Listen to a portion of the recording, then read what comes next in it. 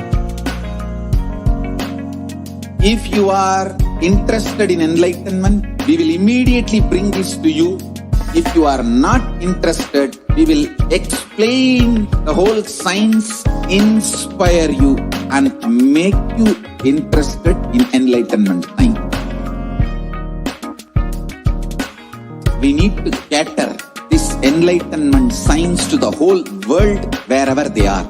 Because enlightenment is the birthright of all human beings. Kailasa is responsible to provide that to all human beings.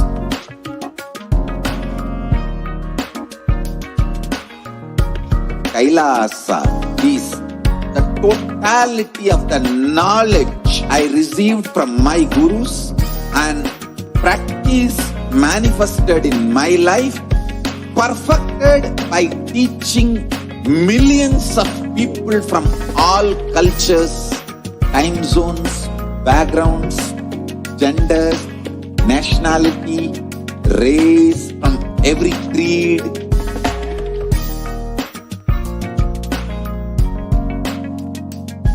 So this absolutely perfected knowledge available to you, served to you in your home without even you moving out of your couch, free of cost.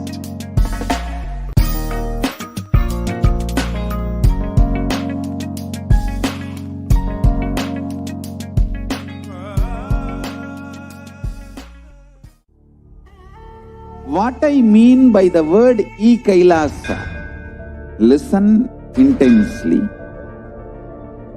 Enlightenment ecosystem, literally enlightenment itself, in your own home, wherever you are.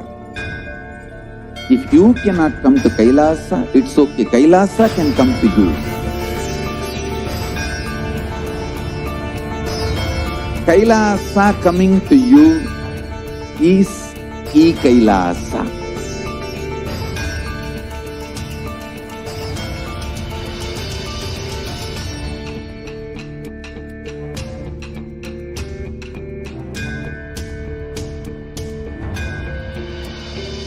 I will revive Hinduism.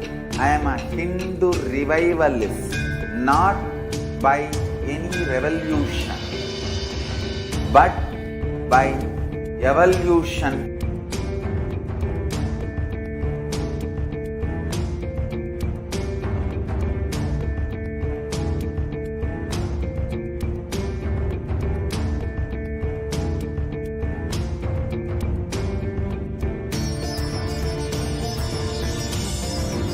And setting model community.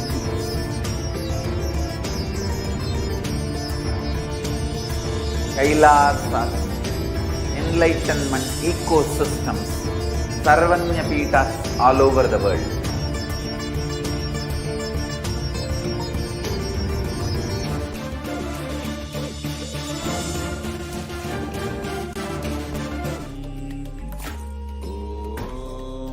Welcome back, dear viewers. Now, in the next segment of the program, we would like to share with you what are the different ways we can make our offerings to Devi Parashakti, the E-Hundi offerings. So, the first offering that we have is the offering of E-Hundi, which is offered out of pure love, devotion, and gratitude to Devi Parashakti. For Devi Parashakti manifesting in our lives. Bhakti Priya, Bhakti Gamya, Bhakti Vashya, Bhayapaha, Shambhavi, Sharada Aradhya, Sharvani, Sharmadayini. Devi is fond of true devotion and is realized through true devotion. She can be won over through true devotion. She removes all the fears. So, when we are offering out of gratitude to Devi Parashakti, requesting her grace and blessings and presence forever in your life. So out of that space of gratitude, whatever you want to offer, you can offer it as an E-Hundi offering. It can be from $1 to $2 to $10 to $100 to $1,000, whatever you want out of your gratitude, you can offer it to Devi Parashakti. The next offering that we have is the offering of the Sankalpa. Taitan mokyate vishwam saiva vishwam prasuyate chaya chitta chavijanam tushta arudhim prayachati. The goddess enchants this universe and she herself gives birth to this universe.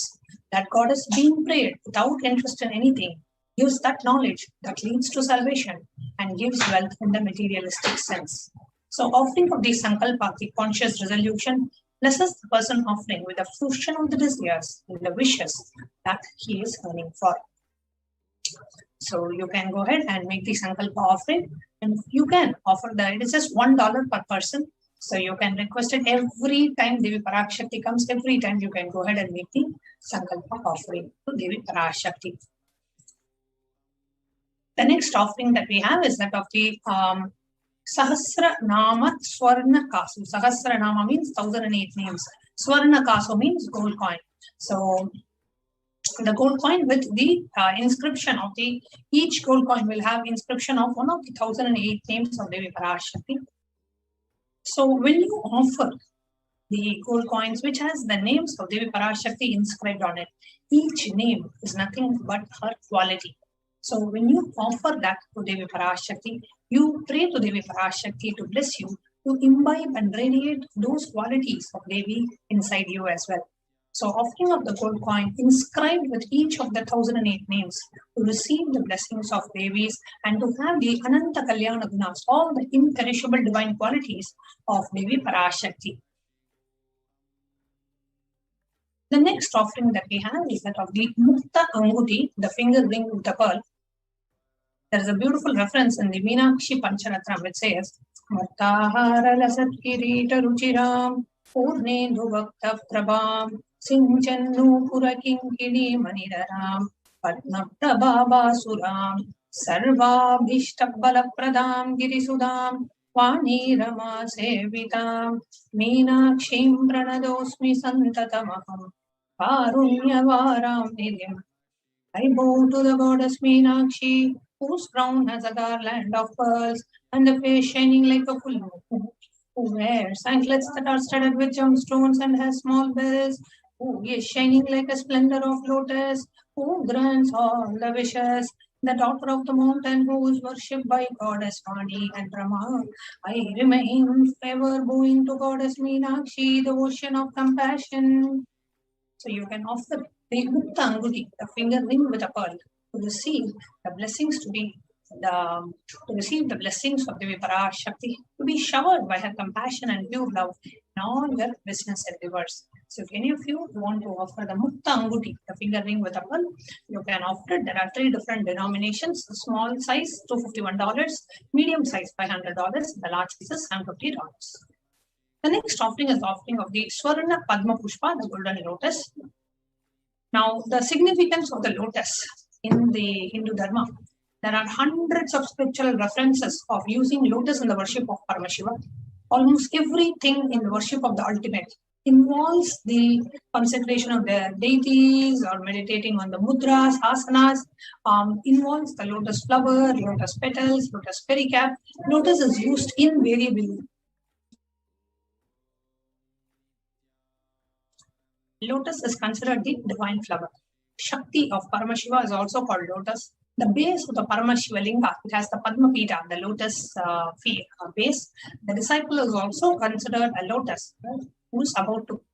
So offer the golden lotus in any size you wish to be blessed to have the state, space, powers, and the being of Devi Parashakti in your inner space amidst any and every adverse situation in your life.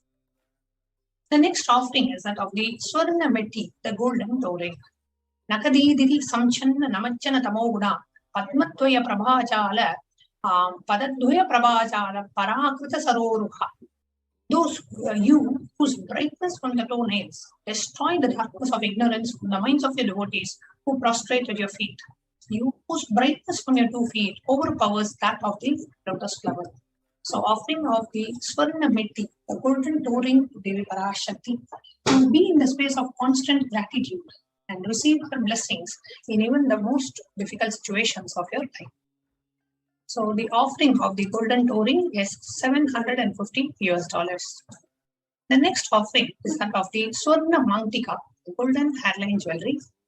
Devi is referred to as Sudha Sara Bhivarshini, she who makes the nectar flow in our nerves from the Sahasrara. So the Swarna Mangtika, the golden handling jewelry, represents the nectar from the Sahasrara, which is fully achieving the state of overflowing gratitude and the space of complete completion. The next offering we have Devi Parashakti is offering of the Pratyaksha Pada Puja. Nakadhiditi Samchanna Namachana Tamoguna Padadhoya Prabhachala Parakrita Saroruha. The illumining splendor of Devi's toenails dispel the darkness of ignorance in the devotees prostrating at her feet. Her feet defeats the lotus in beauty. So the shloka number 83 of Saundarya Lahari states that the nails have been sharpened by constantly being touched by the crowns of the celestial beings who always prostrate before Devi. Tamoguna is darkness. In this stotram, the tamas is the indicative of ignorance in the minds of the devotees, and by constantly prostrating before Devi, their ignorance is removed. They attain rich. So offering of the Pratyaksha Pada Puja blesses the Yajaman with all the auspiciousness and the blessings of the Supreme Pontiff of Hinduism, Jagat Guru Mahasannidhanam, His Divine Holiness, Bhagavan Nithyananda Paramashivam. The next offering we have is the Vastra Seva, the cloth offering of the Vastra Seva to bless the Yajaman with all the auspiciousness and the blessings of the Supreme Pontiff. So here we have the various offerings that you can make to Devi Parashakti. And how do you go ahead and register for these offerings? Now, if you are wanting to make the offering, but you do not have the means to manifest it today, but you have a desire, you have an intention, you really want to offer, but today you may not be able to offer for various reasons, then you can go ahead and fill the registration form, which is tiny.cc/BHAVASAMADHI. Now, if ready to go ahead and make the offering right away, then you can directly go to the second link, which is tiny.cc/Devi-offerings. And after you make the online payment, you fill the Sankalpa form, submitting the details for the puja and the names to be chanted. You can fill the Sankalpa form, entering the names of your family members whom you want to be benefited from this puja. So we will now be taking you through a quick walkthrough of these links to show you how you can very easily go ahead and register yourself to make the offerings to Devi Parashakti.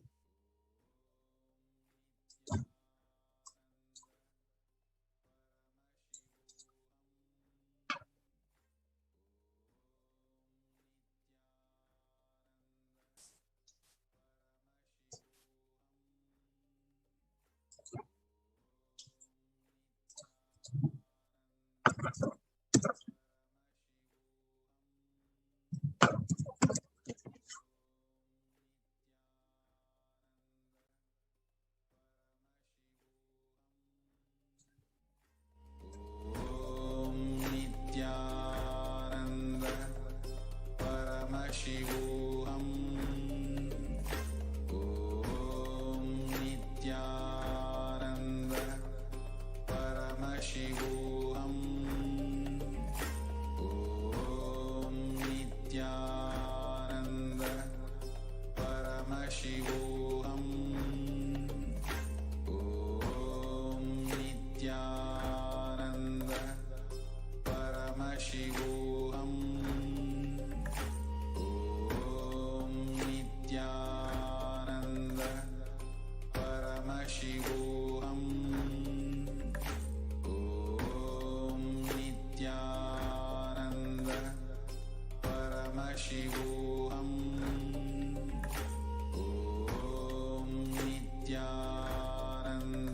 Paramashivoham.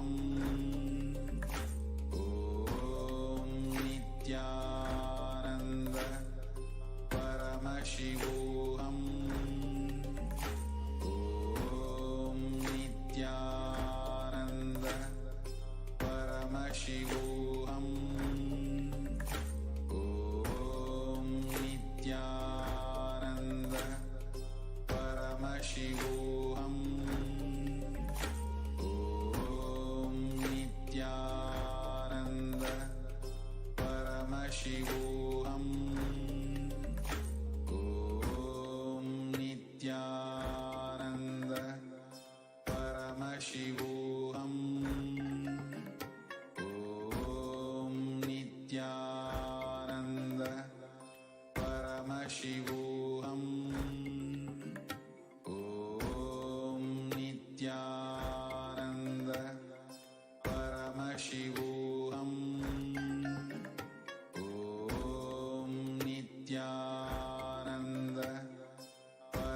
Paramashivoham. Om Nithyananda Paramashivoham. Om Nithyananda Paramashivoham. Om Nithyananda Paramashivoham. Om Nithyananda Paramashivoham.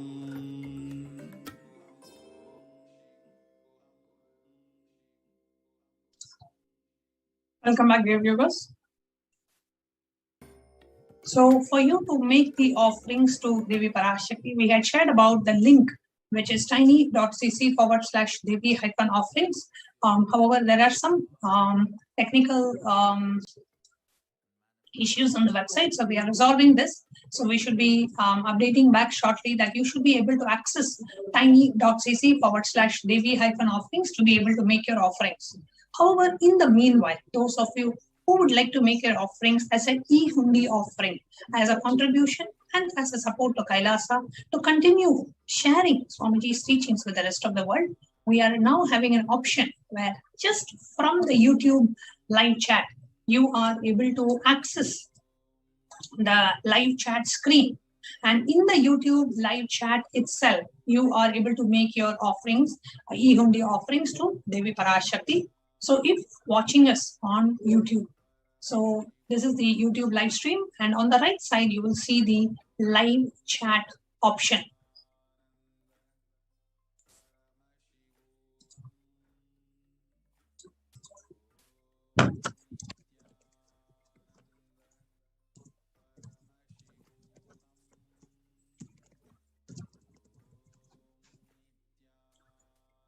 Now on the live chat option on the right side, in the bottom, you will see two options. One is an emoji, and then the second one is the dollar symbol. Now, if you click on the emoji, which is to put some emoticons in the chat, and then the dollar symbol. Now, when you click on the dollar symbol, you will see three options opening up. We're just going to show it to you.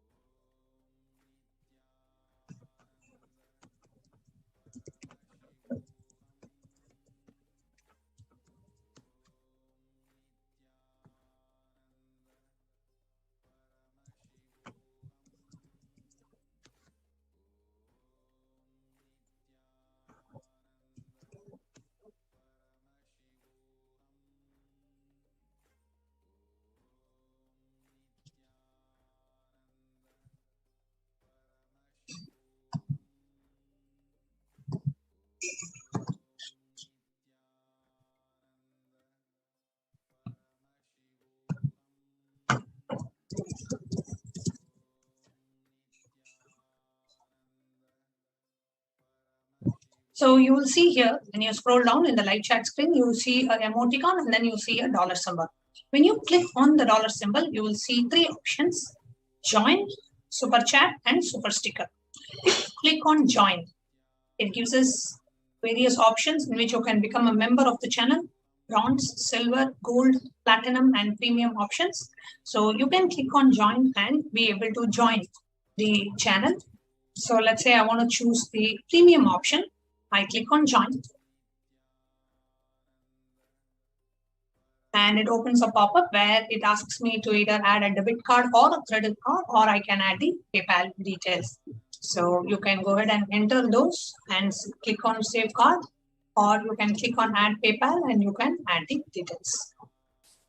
So these are the two options for payment, but depending on your country of residence, you may have less or more options.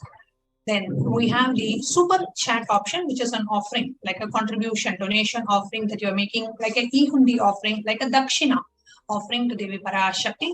So here you can enter any amount that you want. You can even enter like $1 or $2 or $5. I'm just going to leave it as is. It says $5. If you want to enter any message, you can enter it in the box that's above and then click on buy and send. When you click on buy and send, it opens a pop-up where you can enter your credit or debit card details or PayPal details. And if you click on super sticker, then it opens up a series of stickers. You can choose the sticker that you would like to offer and make an offering to Devi Parashakti.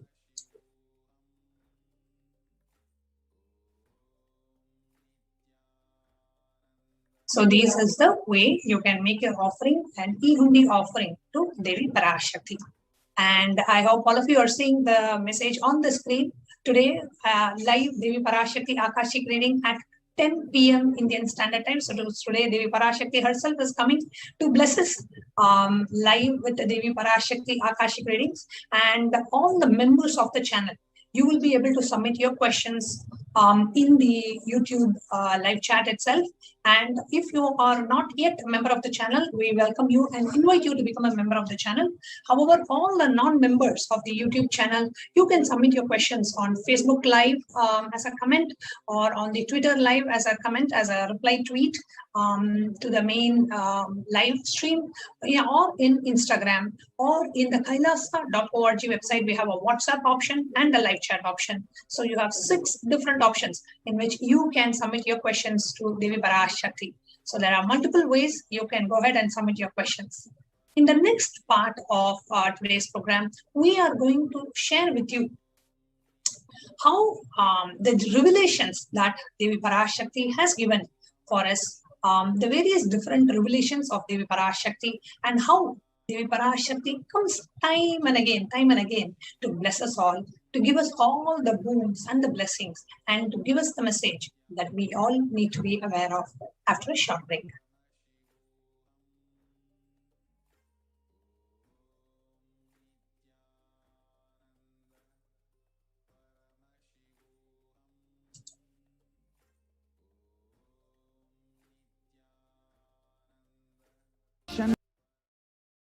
Knowledge, only when you live, power manifestation and possibilities manifestation happens. It's a fundamental truth.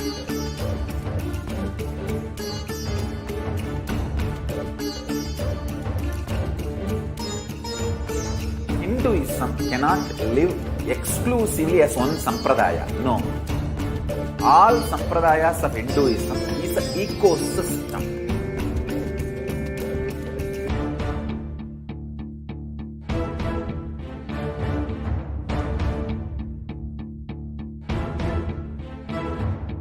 So don't keep quiet thinking that if one sampradaya is attacked, only that sampradaya is going to be affected. All of us are ecosystem.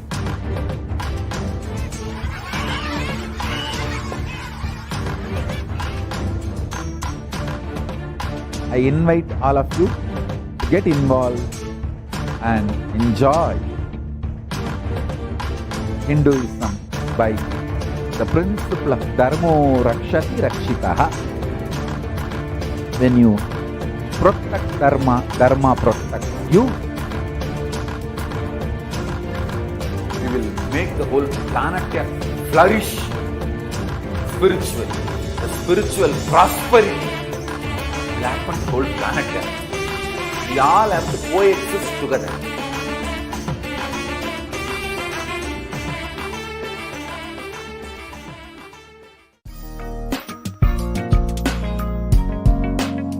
We get you health. We get you ability to build beautiful relationships in your life. We get you direct spiritual support, and we make sure you become wealthy.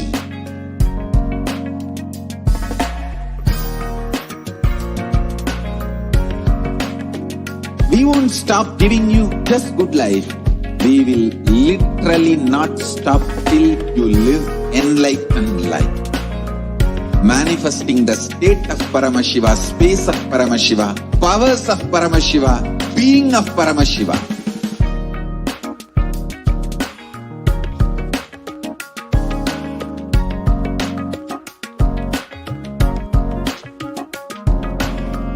Whole world should become Kailasians. I want the whole world to know Hindus have something great to contribute to the world.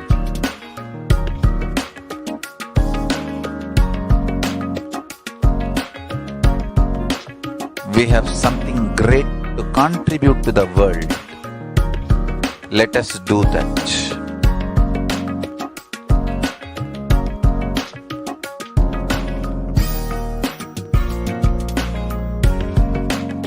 Kailasa is proper customized spiritual service helping you to identify your root patterns of suffering. We have perfected the science of helping every individual from every cultural, religious, nationality background.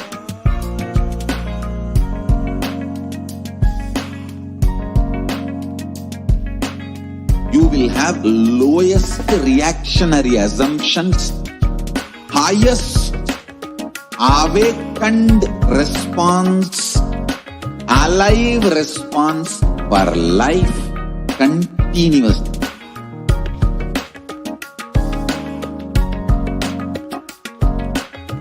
Kailasa is enlightenment ecosystem, literally enlightenment itself in your own home, wherever you are. Proper customized spiritual service helping you to complete with your life negativity, withdrawal from life, self-hatred, self-denial, self-doubt, so much of tiredness, laziness.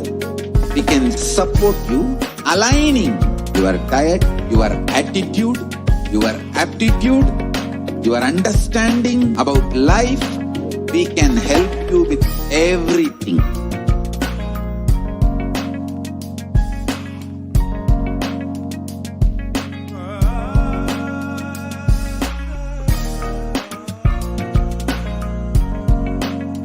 If you are interested in enlightenment, we will immediately bring this to you. If you are not interested, we will explain the whole science, inspire you and make you interested in enlightenment time. We need to cater this enlightenment science to the whole world wherever they are, because enlightenment is the birthright of all human beings. Kailasa is responsible to provide that to all human beings.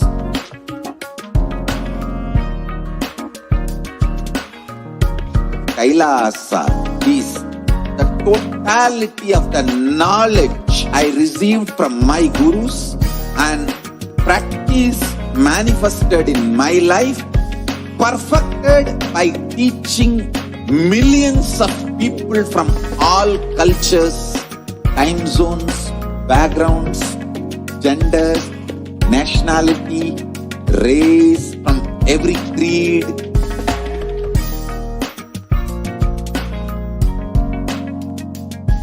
So this absolutely perfected knowledge available to you, served to you in your home without even you moving out of your couch, free of cost.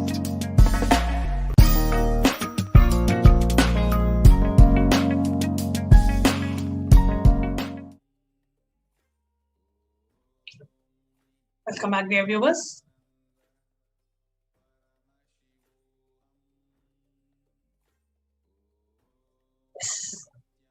So earlier I had announced about the link to make your offerings.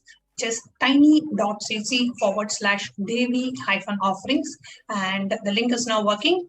We have fixed the technical issues. So you should be able to go to tiny.cc/Devi-offerings to go ahead and make your offerings to Devi Parashakti. Now, there are different revelations that Devi Parashakti has given for us to, as a warning to humanity, or to let us know how do we prepare ourselves and avoid the default future that is ahead of us. Or Devi Parashakti has also revealed why the humanity is facing the pandemic that we are facing. What are the after effects of the pandemic? How the pandemic is going to affect us, so we can be prepared and we can prepare ourselves and prepare the near and dear ones to better handle the situation that is happening out here.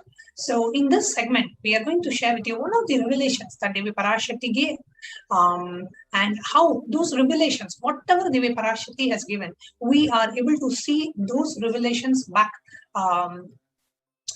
manifesting as reality in our day-to-day lives. So whatever Devi Parashakti reveals is a direct revelation from the cosmic archives, and we have been able to map the revelations of Devi Parashakti with various different researchers, media articles, university journals. We have been able to confirm whatever Devi Parashakti has revealed with all of these. So today we are going to present one such revelation. Now, one of the revelations that Devi Parashakti gave is what we are going to see today. The revelation by Devi Parashakti on the 5th of June 2021. Devi Parashakti revealed, saying that not only people dying in crores, financial and mental retardness, you will also see the minds getting collapsed. Freedom from all this suffering is the life of living enlightenment. First, prevent yourself from this deadly corona, O people. Do the job of saving your lives as the first priority. So here Devi Parashakti is revealing there's not just people dying, like there will be a lot of mental diseases and minds getting collapsed. And the first priority is for us to save and protect ourselves at this time. So here we have the revelation about the mental health issues by Devi Parashakti on the 5th of June. And we are able to also confirm through a media article by the Global News on the very next day. We have revelation saying the psychiatric symptoms like depression, anxiety exhibited by the COVID-19 patients study. According to a new study, the neurological symptoms like depression and anxiety are shown to be common in those who have contracted COVID-19. There is a research article by the BMC Psychology, which was published on the 8th of June, which says that the impact of COVID-19 on the mental health of US students. The article, college students, article says, our results indicate that the students closer to graduating faced increases in anxiety, feeling of loneliness and depression. Many reported worries for the health of loved ones, most impacted their mental health issues and the need to take care of the families, most current affected and future plans. So all the college students also seem to be affected mentally due to the COVID pandemic. Here we have one more research by the researchers of the Dartmouth College, who have tracked the moods and behaviors of about 200 college students for 4 years, say that the stress levels is at the highest. So the rates of anxiety and depression among the college students continue to increase. The researchers are revealing that Dartmouth College researchers began tracking the 217 students when they entered the school as a freshman in 2017 in the hopes of understanding how they behave. They have seen students' stress level rise and fall, usually in tandem with the exams. But since the onset of the coronavirus pandemic, the rates of depression and anxiety have soared and have shown no signs of coming down, said Andrew Campbell, a researcher and the computer science professor. So we have various different revelations given by Devi Parashakti on so many different aspects, and we will be continuing to reveal more and more of these revelations. And one of the revelations that Devi Parashakti herself revealed now is that the only job for you is to keep yourself alive during this pandemic. So And the solution provided by the Supreme Pontiff of Hinduism, especially if you are in India, which is one of the worst affected countries to keep yourself alive, is to be in a place where multi-layer quarantine is provided. And Supreme Pontiff of Hinduism has opened the doors of almost every Kailasa, where you are able to have the multi-layer quarantine, where we are able to provide the multi-layer quarantine facilities. So now I'm going to invite the administrators of the Adi Kailasa Sarvanya Pita in Bangalore, where the multi-layer quarantine services, the COVID protection and prevention care services are provided to anybody and everybody, absolutely free of cost, after a short break.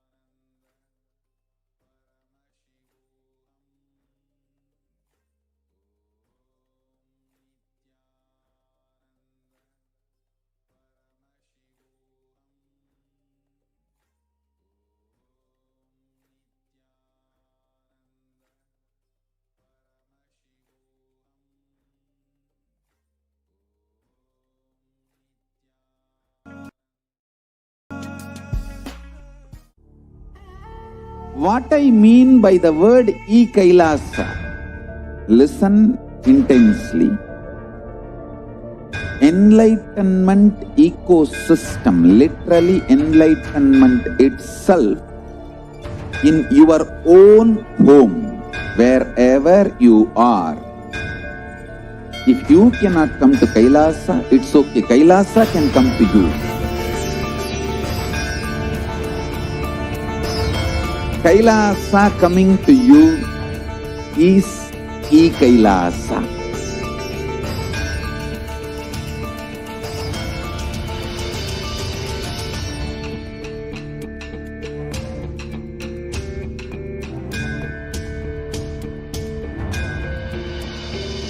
I will revive Hinduism. I am a Hindu revivalist, not by any revolution, but by evolution.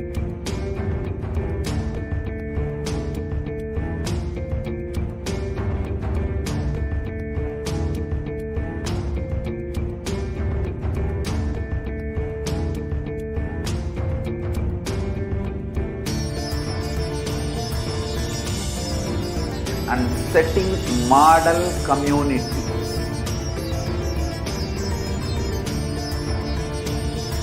Kailasa, enlightenment ecosystems, Sarvanya Pitas all over the world.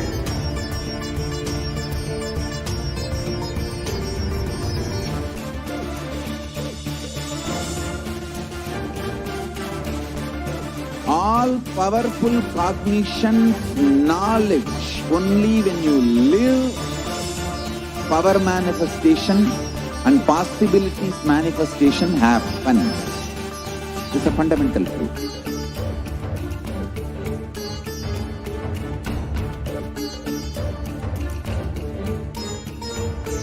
Hinduism cannot live exclusively as one sampradaya. No.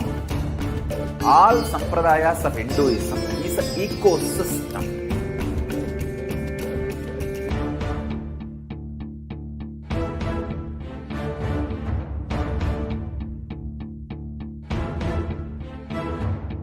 So don't keep quiet thinking that if one sampradaya is attacked, only that sampradaya is going to be affected.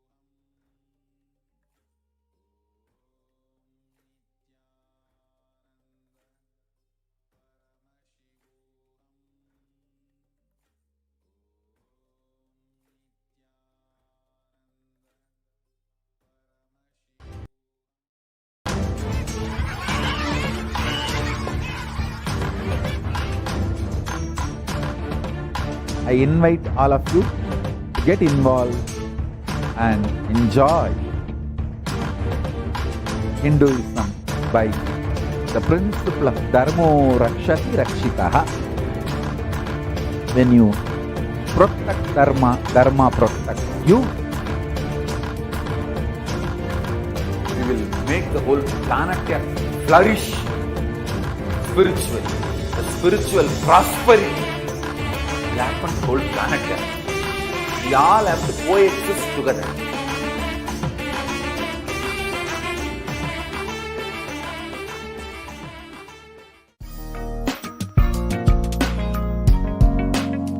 We get you health. We get you ability to build beautiful relationships in your life. We get you direct spiritual support, and we make sure you become wealthy.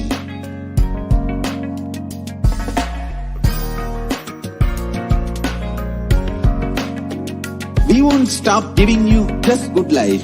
We will literally not stop till you live enlightened life. Manifesting the state of Paramashiva, space of Paramashiva, powers of Paramashiva, being of Paramashiva.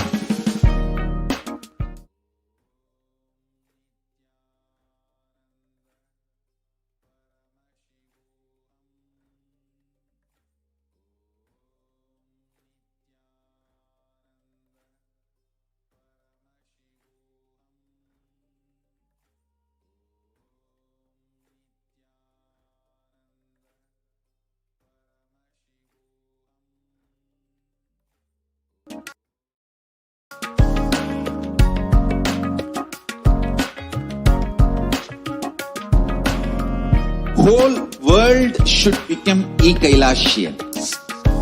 I want the whole world to know Hindus have something great to contribute to the world.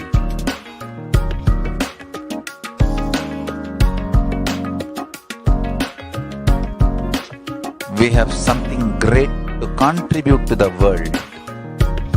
Let us do that.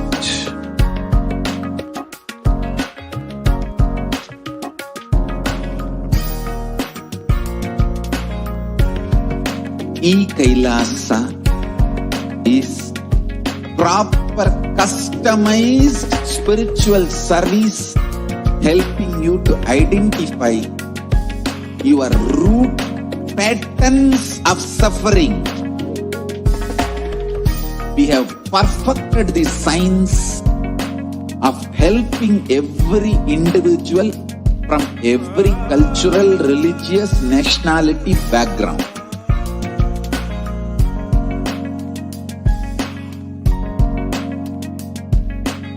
You will have lowest reactionary assumptions, highest awakened response, alive response for life continuously.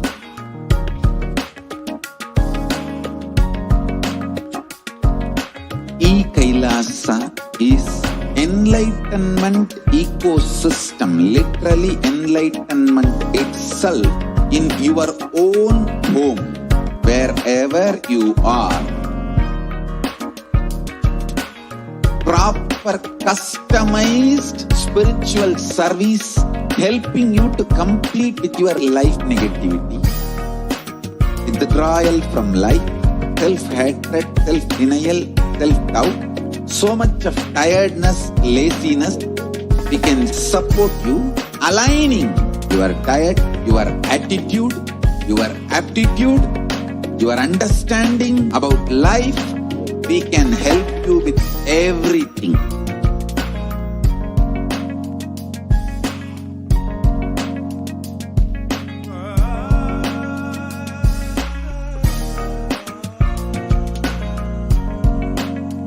If you are interested in enlightenment, we will immediately bring this to you.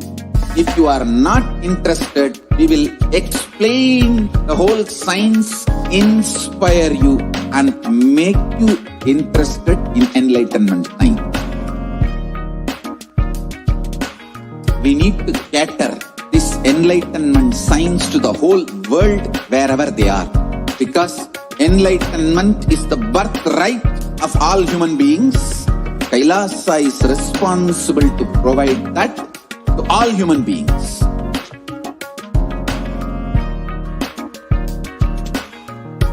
Kailasa is the totality of the knowledge I received from my gurus and practice manifested in my life, perfected by teaching millions of people from all cultures, time zones, backgrounds, gender, nationality, race, from every creed.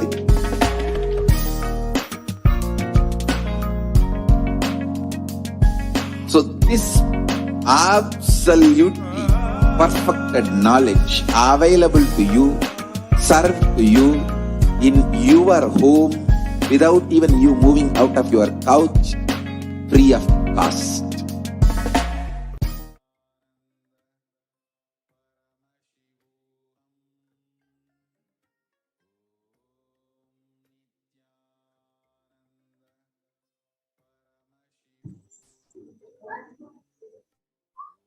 Yes.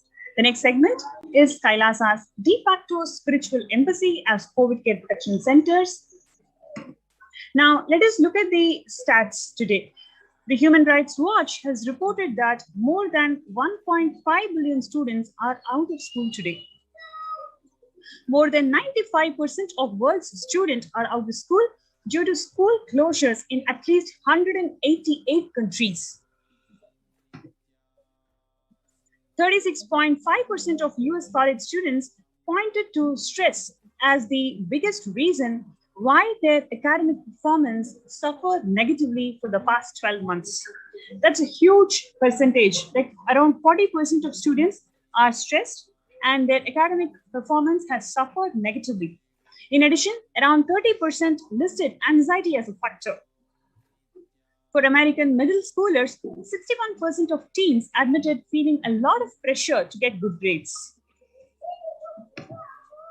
Approximately 1.27 billion learners are currently affected due to school closures in response to pandemic.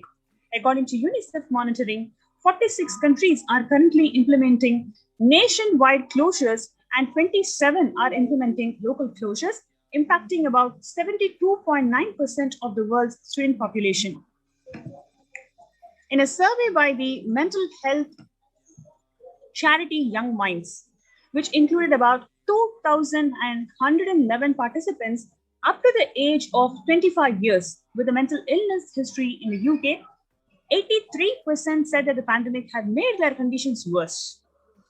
26% of people said that they're unable to access the mental health support, peer support, and face-to-face services have been cancelled, and support by phone or online can be challenging for some young people. The COVID-19 pandemic has disrupted or halted the critical mental health services in 93% of countries worldwide, while the demand for mental health is increasing according to a new World Health Organization survey.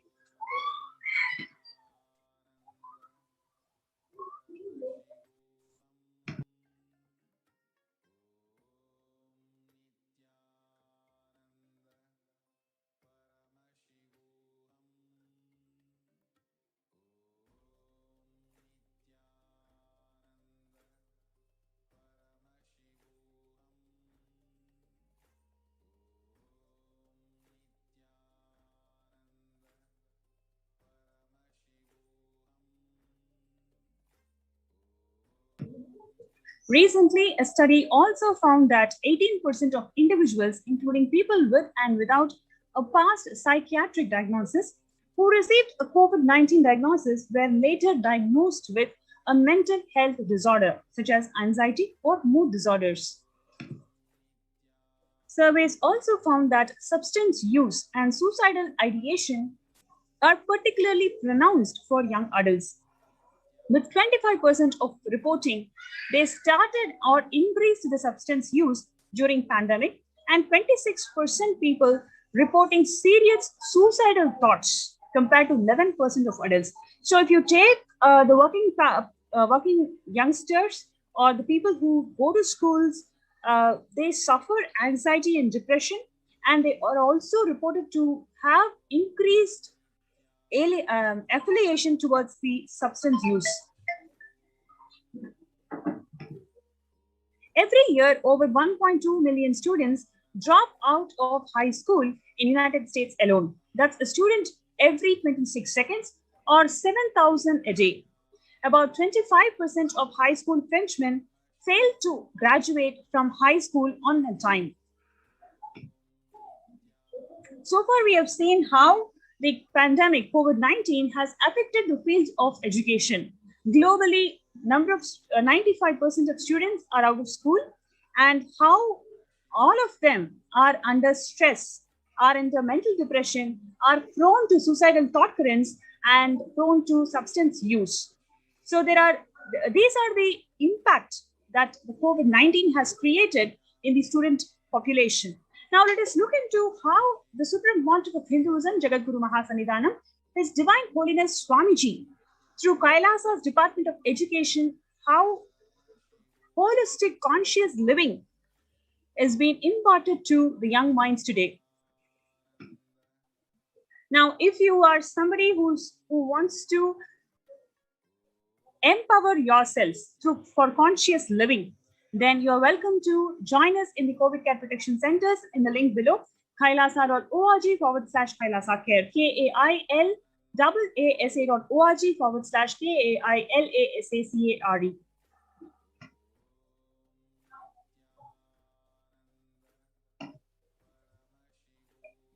The whole Gurukul, real Hindu Gurukul, Hindu University atmosphere that Swamiji had created in 1970s is what he's trying to reproduce all over the world through Nithyananda Gurukul and online e-Gurukul.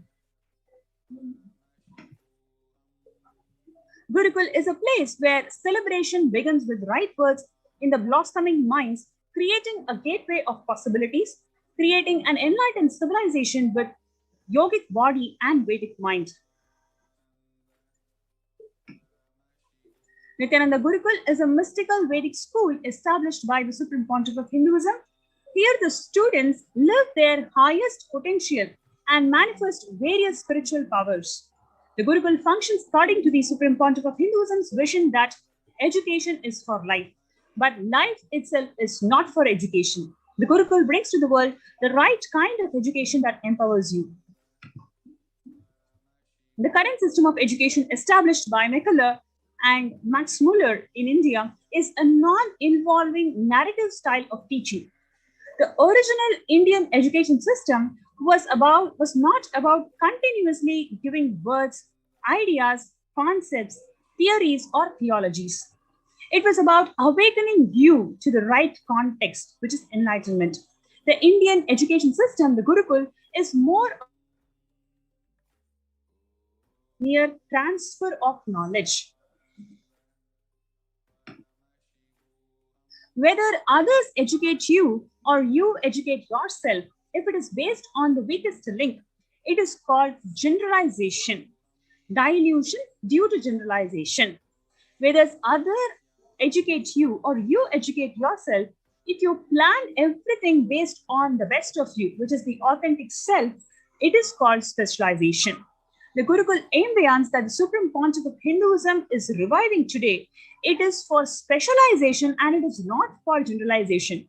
What you get through, what you acquire through Macaulay's or Max Muller's education is about generalization. But the Gurukul ambience that the Hinduism upheld for centuries and millennia, which the Supreme Pontiff of Hinduism is reviving today, it is about specialization. Education means putting set of ideas into your head and forcing you to conform to it, pressurizing you to memorize it and forcibly making you to vomit it. That is what currently the students face today. They are forced to memorize something and forced to vomit something today. That is why they are anxious, stressed, the pressure to get good marks. Everything is on them, mainly because the whole approach of education is very narrow and it forces you to memorize and vomit. But whereas in case of Gurukul, there is no education, there is only initiation. The Hindu system of education is all about initiation. Initiation means empowering you with powers and letting you to play with it, letting you to manifest it, letting you to specialize it. The whole specialization is a byproduct of the Hindu system of education, which the Supreme Pontiff of Hinduism is letting you to grow and glow. The purpose of education is educating the child to be manifesting whatever he is capable of and being a very good, beautiful, and best contributing citizen of the planet Earth and for whole of the humanity. In Vedic tradition, examinations are not done by question-answer method. This whole question-answer method is Macaulay's method, clerk-making method. But in Vedic tradition, all the examinations are conducted through the thought current that you carry. The person will be made to speak in presence of the Pandits who have mastered that thought current. They will see whether he can spontaneously express that thought current. If the student is able to express that thought current cohesively, then he has mastered it. So it is never by question and answer method, but it is about specializing that particular thought current. So you pass an examination if you specialize that particular thought current. It is about genuinely empowering that person in that thought current. So that is the speciality of this Vedic tradition as opposed to making clerks what we get through the Macaulay's method. Now, what does Swamiji say about real education? If we are teaching the science of completion to our kids, we should be able to guarantee you can't even get one lie out of our Gurukul kids. That is what is education. Education is about mastering a particular thought current, which becomes your lifestyle, which becomes the cognition style, which becomes their very being. For hours, you cannot speak on a subject unless it has become your thought current, the way you cognize.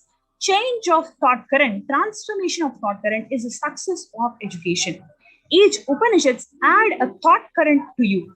Transformation of thought currents is a success. So Swamiji has beautifully expressed that somebody who's mastering or who's graduating from Gurukul will be an expert subject expert of a particular thought current. He will be able to express it for hours and hours. You will not be able to get one line of the Gurukul kid because that is the education that they are deeply rooted in.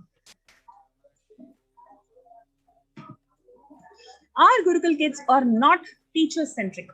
Our Gurukuls are education-centric. Please understand, our Gurukuls are not teacher-centric. Our Gurukuls are actually education-centric. Students can develop, invent something which his Guru doesn't know. He has the freedom to do it. Please understand, only the basic formulas are taught, basic tools to awaken that knowledge is being taught, but the student is left free to explore on his own.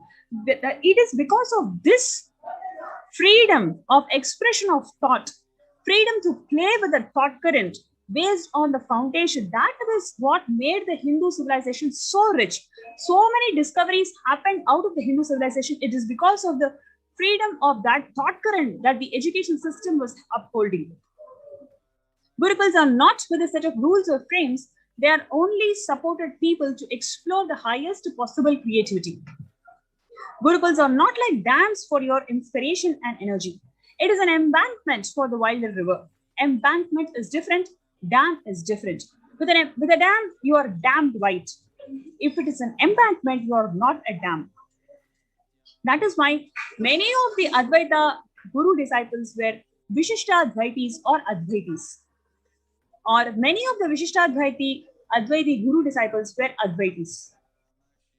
Means what? Only the basic scales, analysis scales were given to you, but you are free to analyze.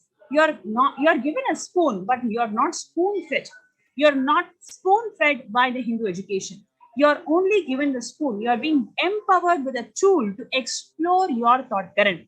That is the way Hindu education has empowered, which the Supreme Pontiff of Hinduism is reviving. The freedom itself shows, otherwise you will be shocked. Ramanuja's guru was a great Advaiti. Being Advaiti, Ramanuja was able to think in the language of Vishishtadvaita, shows the freedom available in the Gurukul. And the same way, there are many Advaitis studied at the feet of Dvaitis or Vishishtadvaitis. But Sanatana Hindu Dharma gives only the tools to explore, but it is not putting you any frames, any restrictions, dams. If you read the Shanti Mantra, it is education-centric. It is not teacher-centric. Unfortunately, in the modern day, because teachers have not taken the responsibility to be the education-centric, it has become more of a teacher-centric. So whichever teacher teaches you fundamentals, you get more centric around the teacher rather than the education itself. So if you look into the Upanishads, the whole verse, if you read, may we both together be protected. See, the teacher is also praying along with the student. Actually, it is because we are education-centric, we are able to explore and reach the new heights of seeking. New heights of seeking is what the Ishta Devata concept has come. Guru encourages the disciple to travel, discover, reinvent their own paths, their own methodologies. He continues to encourage the disciple to explore on their own.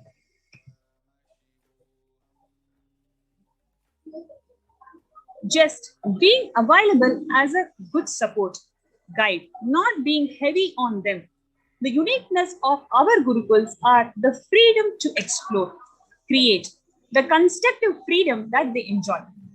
With the principles of completion, the four tattvas of integrity, authenticity, responsibility, and enriching, as well as the truths of ahimsa or the non-violence, and abhayam sarvabhutebhyo, the lessons of Nithyananda Gurukul, have played with these powerful cognitions and thought currents and have physically demonstrated the power of these truths by providing security to the rose plants in the garden of Gurukul, resulting in the rose plants dropping their thorns. Now, let us watch this video.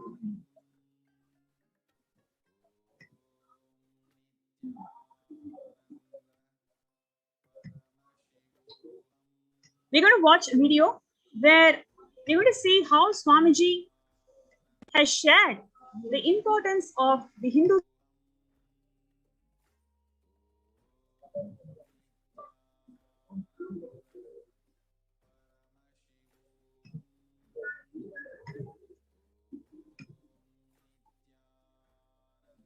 Now it is time,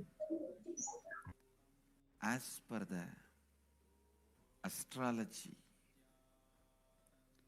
no theory can rule any human society which is imposed on that society more than 60 years. Now 60 years is over for the non-involvement narrative education system. I am telling you, future is Gurukul system. The future of education is where the teachers and students live together in one place. If needed, let the parents also stay there. But because basically kids do what you do, they won't do what you say. Understand? They do what you do. They won't do what you say. Whatever you do, simply they will do. They will never do what you say.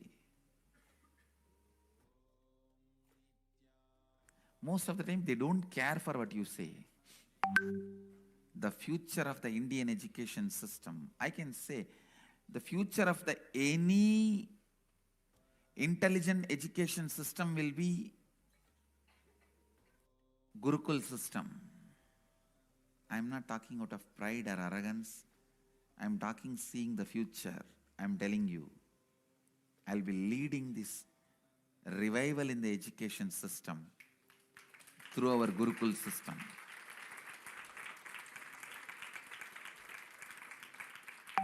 Through our Gurukul system.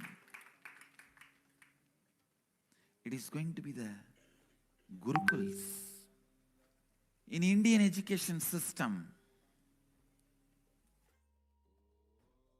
complete involvement is required from the side of the teacher and the student. Student need to study the teacher. Teacher need to study the student. Understand? After thoroughly studying the student, teacher identifies the right subject in which the student will be successful.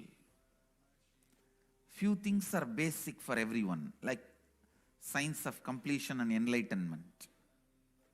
Other than the science of enlightenment, all other things, master selects the subject in which the student will be successful. And then student is trained specifically in those fields with the knowledge of enlightenment, with the science of enlightenment, with the truth of enlightenment as the context. Even if you learn the archery, enlightenment is the context. If you study administration, enlightenment is the context. If you learn about business, enlightenment is the context. If you learn plumbing, building houses,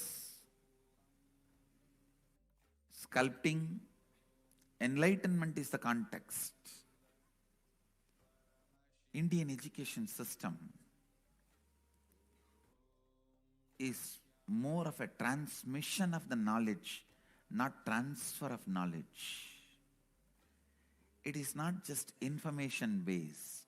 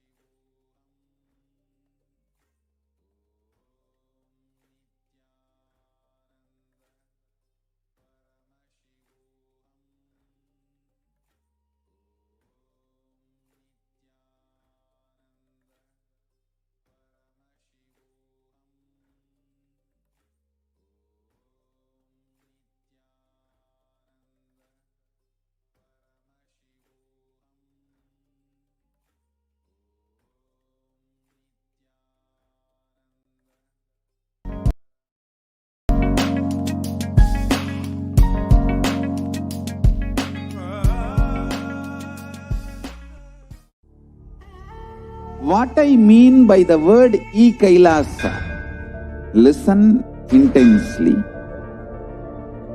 Enlightenment ecosystem, literally enlightenment itself, in your own home, wherever you are. If you cannot come to Kailasa, it's okay. Kailasa can come to you.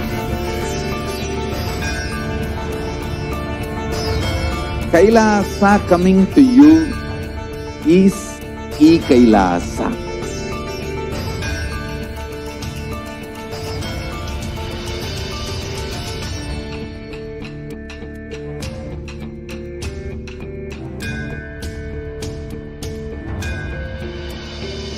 I will revive Hinduism. I am a Hindu revivalist, not by any revolution, but by evolution.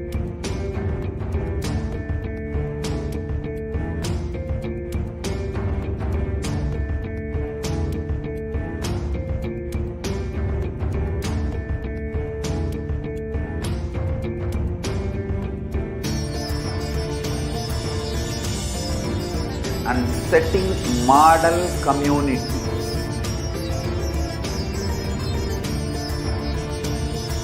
Kailasa, enlightenment ecosystems, Sarvanya Peethas all over the world.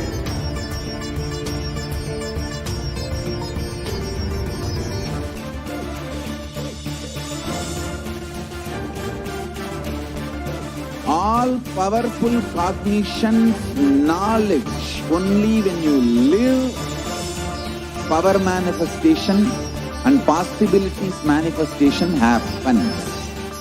It's a fundamental truth.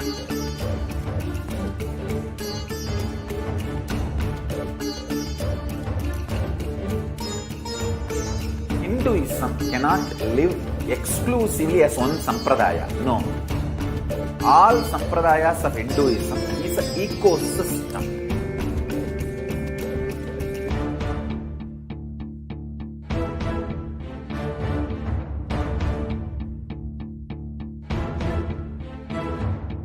So don't keep quiet thinking that if one sampradaya is attacked, only that sampradaya is going to be affected. All of us are ecosystems.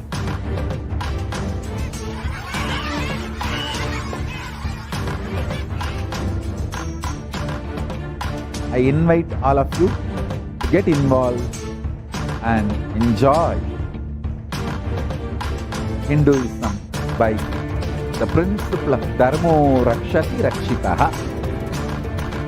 When you protect Dharma, Dharma protects you. We will make the whole planet flourish spiritually.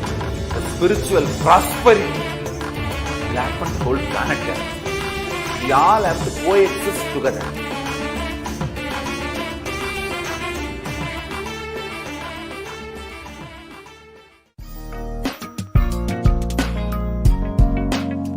We get you health.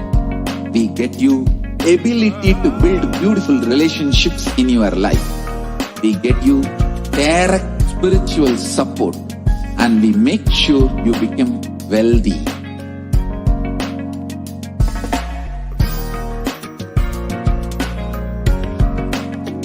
We won't stop giving you just good life. We will literally not stop till you live enlightened life. Manifesting the state of Paramashiva, space of Paramashiva, powers of Paramashiva, being of Paramashiva.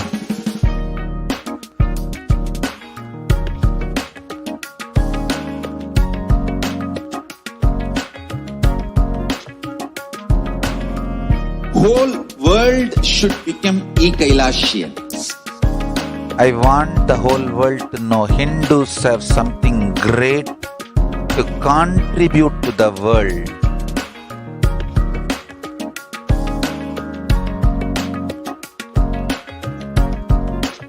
We have something great to contribute to the world. Let us do that.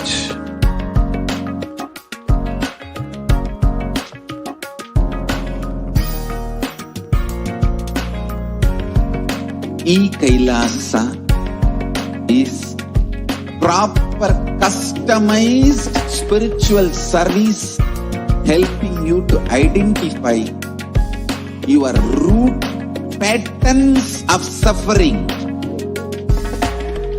We have perfected the science of helping every individual from every cultural, religious, nationality background.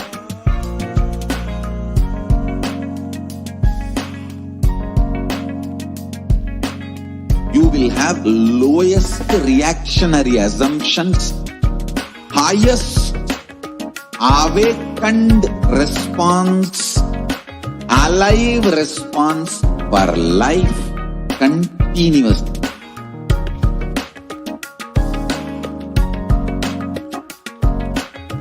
Kailasa is enlightenment ecosystem, literally enlightenment itself in your own home, wherever you are.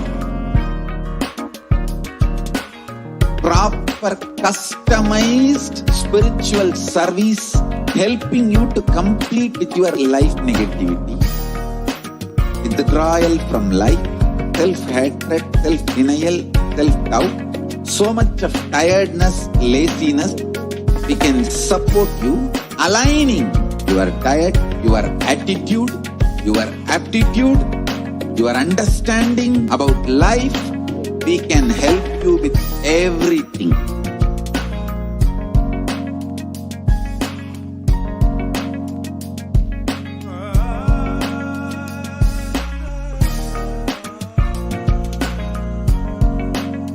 If you are interested in enlightenment, we will immediately bring this to you. If you are not interested, we will explain the whole science, inspire you and make you interested in enlightenment science. We need to cater this enlightenment science to the whole world wherever they are, because enlightenment is the birthright of all human beings. Kailasa is responsible to provide that to all human beings.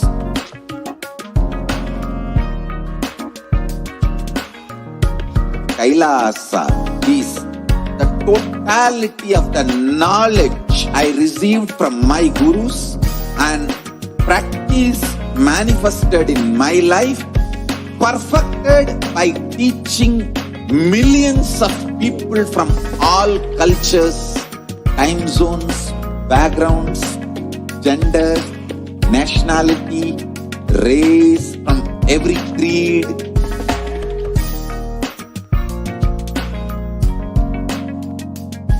So this absolutely perfected knowledge available to you, served to you in your home, without even you moving out of your couch, free of cost.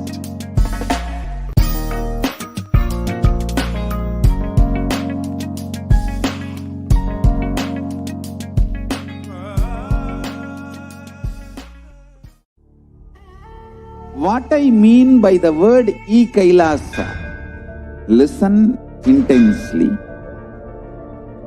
Enlightenment ecosystem, literally enlightenment itself in your own home, wherever you are. If you cannot come to Kailasa, it's okay. Kailasa can come to you. Kailasa coming to you is Kailasa.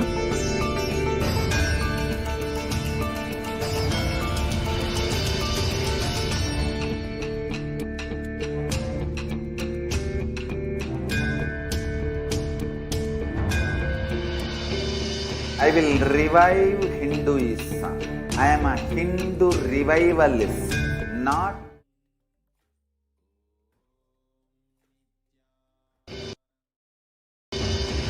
but by evolution.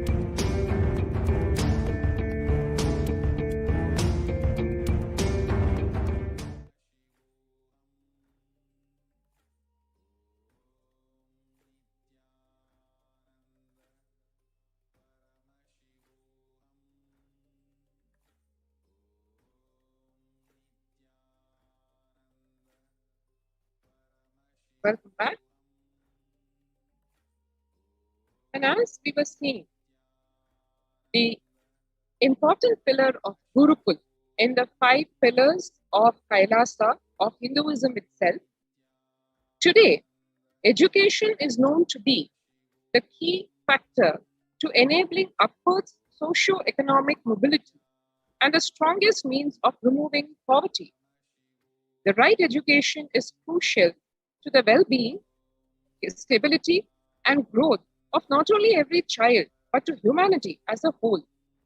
The Gurukul system is known to be the knowledge transmission system of Hinduism, one of the pillars which kept Sanatana Hindu Dharma alive and standing as the world's most ancient living civilization. Through Kailasa's Department of Education, the Supreme Pontiff of Hinduism, Jagadguru Mahasannidhanam, His Divine Holiness Bhagavan Nithyananda Paramashivam, the Gurukul system is actually being revived in its entirety through Kailasa. What is really Gurukul? What does it literally mean? It actually means living in the Guru's home. The Gurukul system is rooted in the Guru Shishya Sampradaya, or the living lineage of the Guru-disciple relationship. After decades of study on the physical, chemical, biological uniqueness of the meditative states and enlightened beings, it has been found that in the normal waking state alone, their brainwaves show that they are in a complete meditative state despite being fully active and engaged. In the world of athletics, this state is actually known as the being in the zone, a glimpse into the peak of focus, cognitive function, attention, and coordination, to name a few.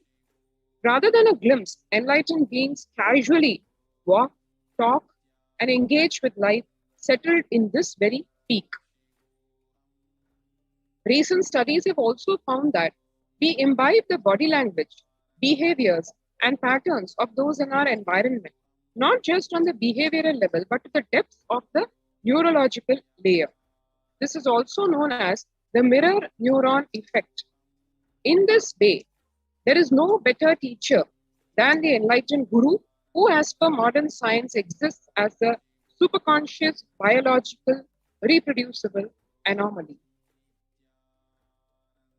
However, through centuries of Mughal invasions, colonialism, and continued persecution against Hinduism and Hindu tradition, this science of knowledge transmission has been diminishing at an unprecedented rate. After careful study in the colonialism era, it was found that the Gurukul system was standing as a backbone and stability of the Hindu civilization. The Macaulay education system was imposed in India after this revelation and discovery. One can see here 13,000 universities across Bharat, 2 lakh Gurukuls were destroyed in Bengal and Bihar alone through these invasions that have plagued India for the last few millennia itself. With the systematic destruction of Hindu universities and Gurukuls goes also more than 80% of Hinduism's indigenous knowledge. One can see the despicable attitude of Thomas Macaulay, who was one almost singularly responsible for the sinister conspiracy of destroying the whole Gurukul system of education and the cunning, cheap way in which this was planned. It is evident in the letter he has written. Our English schools are flourishing wonderfully. He's talking about the state of India during the colonial rule. The effect of this education on the Hindus is prodigious. No Hindu who has received an English education ever continues to be sincerely attached to his religion. The Hindu religion is so extravagantly absurd that it is impossible to teach a boy astronomy, geography, natural history without completely destroying the whole which that religion has on his mind. It is my firm belief that if our plans of education are followed up, there will not be a single idolater among the respectable classes in Bengal 30 years hence. And this will be effected without any efforts to proselytize, without the smallest interference with religious liberty, merely by the natural operation of knowledge and reflection. I heartily rejoice in this prospect. One should note here specifically the reference to Bengal because it is literally the cultural capital of the country. The whole seed, the bed of knowledge, being centered among a few places, a central one being in Bengal, and how the whole colonial attitude of destroying the education system from its very roots with this sinister conspiracy. Nithyananda Gurukul, Kailasa's Nithyananda Gurukul is a valiant attempt to revive the Gurukul system of education in all its glory and tradition. One can see here the blissful faces of the Balasans or the child saints of the Nithyananda Gurukul directly getting trained by the Supreme Pontiff of Hinduism, Bhagavan Nithyananda Paramashivam. 2nd October 2006 was the historic day on which the Nithyananda Gurukul was inaugurated in Adi Kailasa in Bidadi. And that's the first batch of students who enrolled in the Nithyananda Gurukul. And the students of the Nithyananda Gurukul practicing yoga and meditation under the Kalpavriksha, the sacred banyan tree in Adi Kailasa.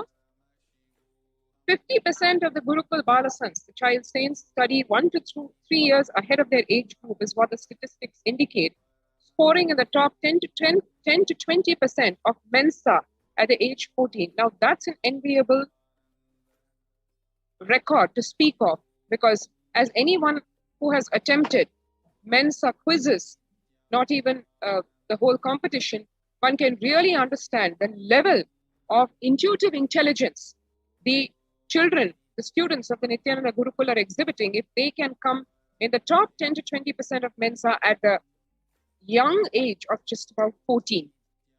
The Gurukul Balasans, you can see here, learning standard academics along with the indigenous Hindu scriptures. That's the system of education in Kailasa's Nithyananda Gurukul. The Gurukul Balasans practicing the Shivastamba Yoga to build a yogic body, strong nervous system, and all this under the guidance of trained Shivastamba Yoga Acharyas.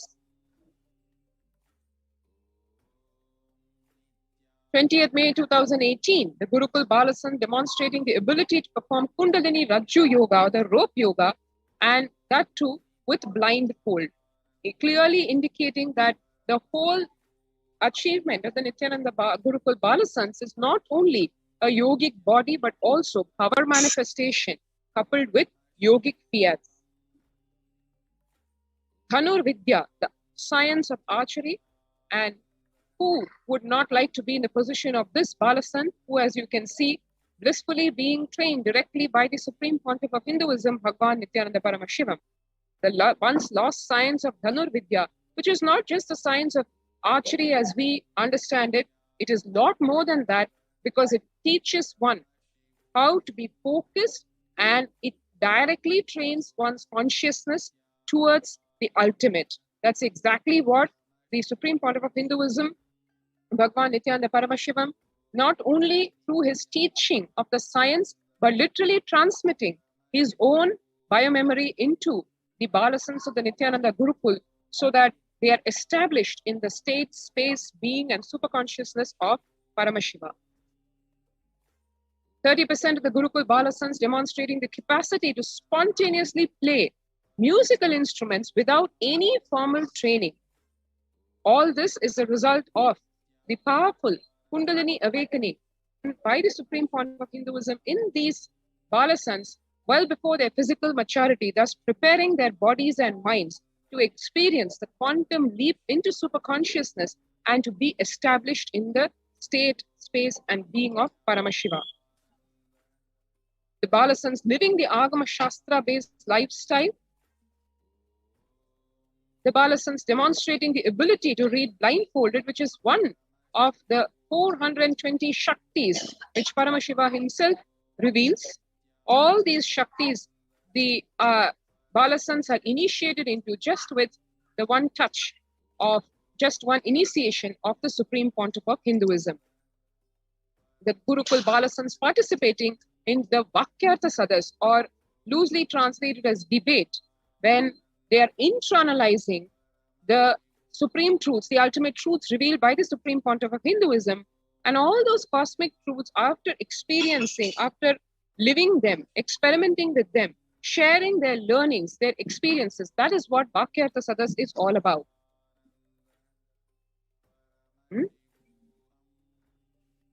The Balasans of the Nithyananda Raja Gurukul addressing at such a young age the Kailasian delegates and the Balasans of the Nithyananda Raja Gurukul after successfully hosting the worldwide webinar on the highlights and science of the Nithyananda Gurukul.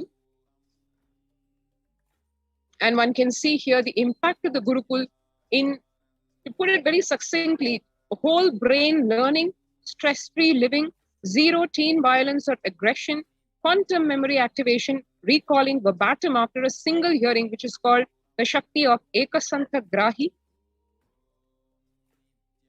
And Kailasa's Nithyananda Hindu University, which is the world's largest Hindu university established around the globe, having 450 plus campuses in 150 plus countries, available to the public from as early as 2003. Reviving and presenting the world's most ancient lost knowledge in a user-friendly way, where the ancient truths are taught in a way directly applicable for the modern man's personal, practical, and professional life. 20 million enrollments and still counting, over 7,000 courses already available, and delegates and teachers from over 50 countries directly contributing to Nithyananda Hindu University. And having said this, the whole Nithyananda Gurukul is all about reviving the spiritual enlightenment ecosystem as existed pristinely in the Vedic ages. So if one wants to experience more, try out the Nithyananda Gurukul. One can enroll. First, we can enroll as of today in the COVID Care Protection Centers. We have a lot of the COVID Care Protection Center participants bringing their families, their children, and needless to say, every single child who has come for the COVID Care Center is all they have on their lips is their one ask, please, asking their parents, please enroll me in the Nithyananda Gurukul. And for parents, we all know what the Gurukul education can do to your child, as one saw, not only living a blissful, stress-free life, but becoming leaders, natural leaders, awakening your child's Kundalini energy much before the physical maturity, and therefore being receptive to enlightenment at a very tender age. If you really want your child to flower to the ultimate, this is the ultimate place to be in. So with this, we'll conclude this segment of the Adi Kailasa ship. Thank you. And let's wait for the next segment. In the next few minutes, let's take a short break. Thank you. Nithyanandam.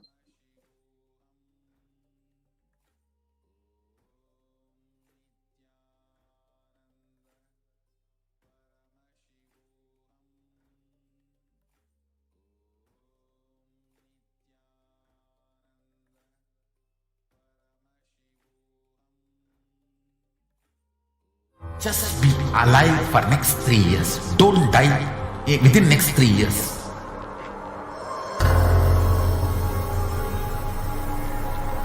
Just don't die within next 3 years. Be alive. Somehow be alive.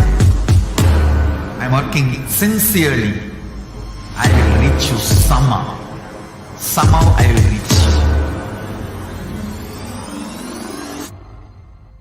It's my commitment to humanity.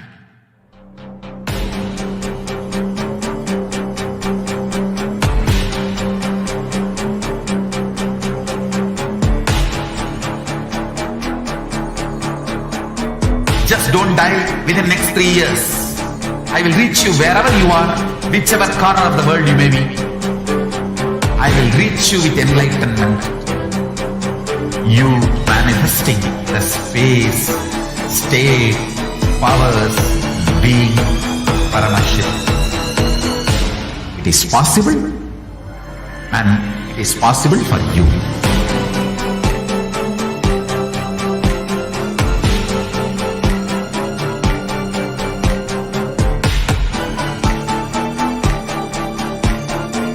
Paramashivoham will reach you with enlightenment science. I know he is going to do the job. Just be alive for next 3 years. Nothing else. Just be alive for next 3 years. Don't die within next 3 years.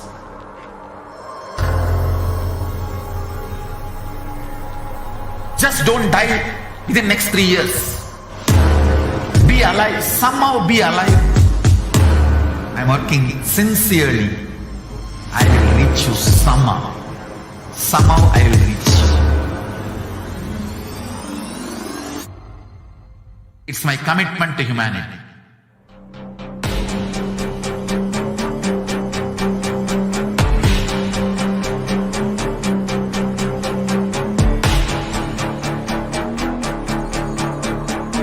Just don't die within next 3 years. I will reach you wherever you are, whichever corner of the world you may be. I will reach you with enlightenment. You manifesting the space, state, powers, being Paramashivoham. It is possible, and it is possible for you.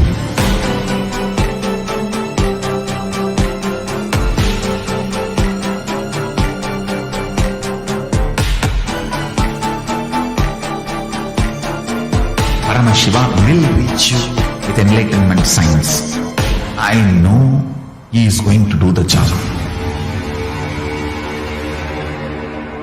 Just be alive for next 3 years. Nothing else. Just be alive.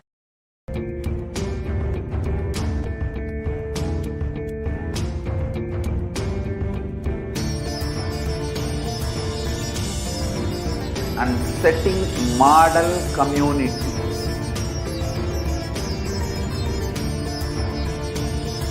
Kailasa, enlightenment ecosystems, Sarvanya Peethas all over the world.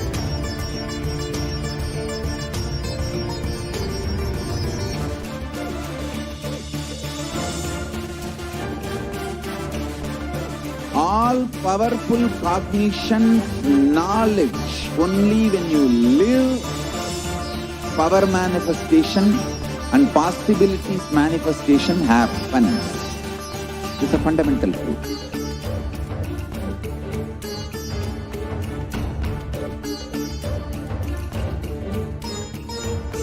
Hinduism cannot live exclusively as one sampradaya. No. All sampradayas of Hinduism is an ecosystem.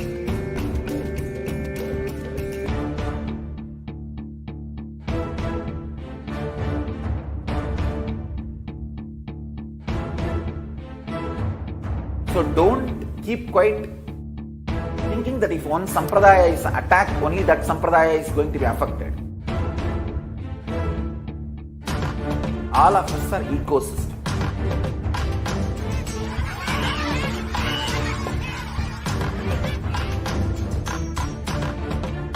I invite all of you to get involved and enjoy Hinduism by the principle of Dharmo Rakshati Rakshitaha. When you protect Dharma, Dharma protects you. We will make the whole planet flourish spiritually. The spiritual prosperity will happen to the whole planet. We all have to coexist together.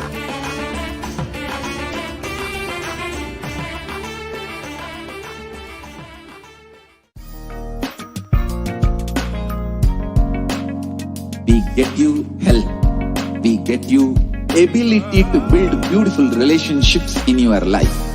We get you direct spiritual support, and we make sure you become wealthy.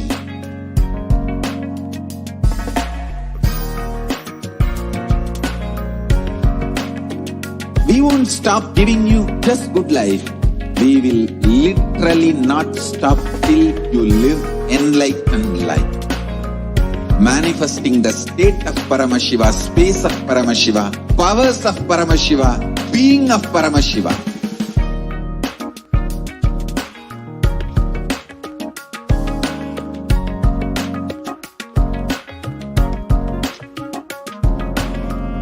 whole world should become e-Kailasians.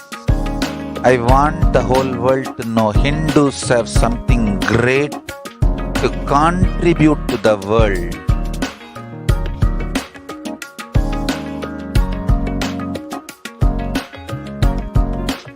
We have something great to contribute to the world. Let us do that.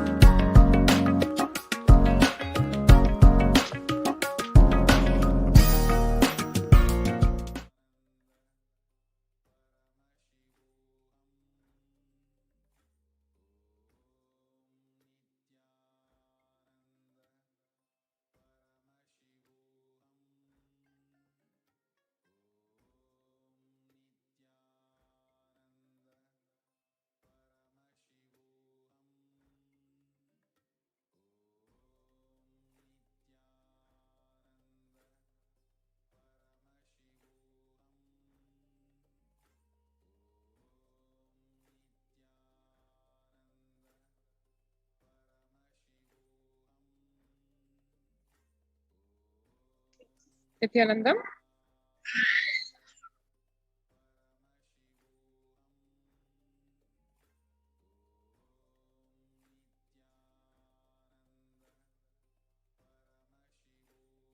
And welcome to this segment where we will go over in observance of and in recognition of this whole month of July being the awareness of persecution month. Yes, the world is finally waking up to even the persecution of Hinduism, Hindus, the Supreme Pontiff of Hinduism, Kailasa, as one saw. The United Nations recognizing the persecution done to the Supreme Pontiff of Hinduism and to Kailasa. This, after centuries, or probably for the first time, is an international recognition and awareness even that Hindus are the subjects of persecution, not just for decades or for centuries, literally for millennia, where every Hindu, without exception, has gone through, be it man, woman, child, be it any tribe, any sect, every single Hindu has experienced the persecution in his or her daily life over the decades, over the centuries in various forms. Some highly gross, some very sophisticated and sinister. We were seeing just a few hours back about the science of persecution and how after World War I and II, it required the crimes against humanity to be justified, unlike centuries ago, like in the 1300s or the 1600s, be it the Mughal invaders or the colonial invaders. When the persecution was done very blatantly, human rights were violated very blatantly. Crimes against humanity were committed with a lot of impudence because there was nobody to question. After the First World War and the Second World War, things changed where one had to justify the crimes, wars, etc.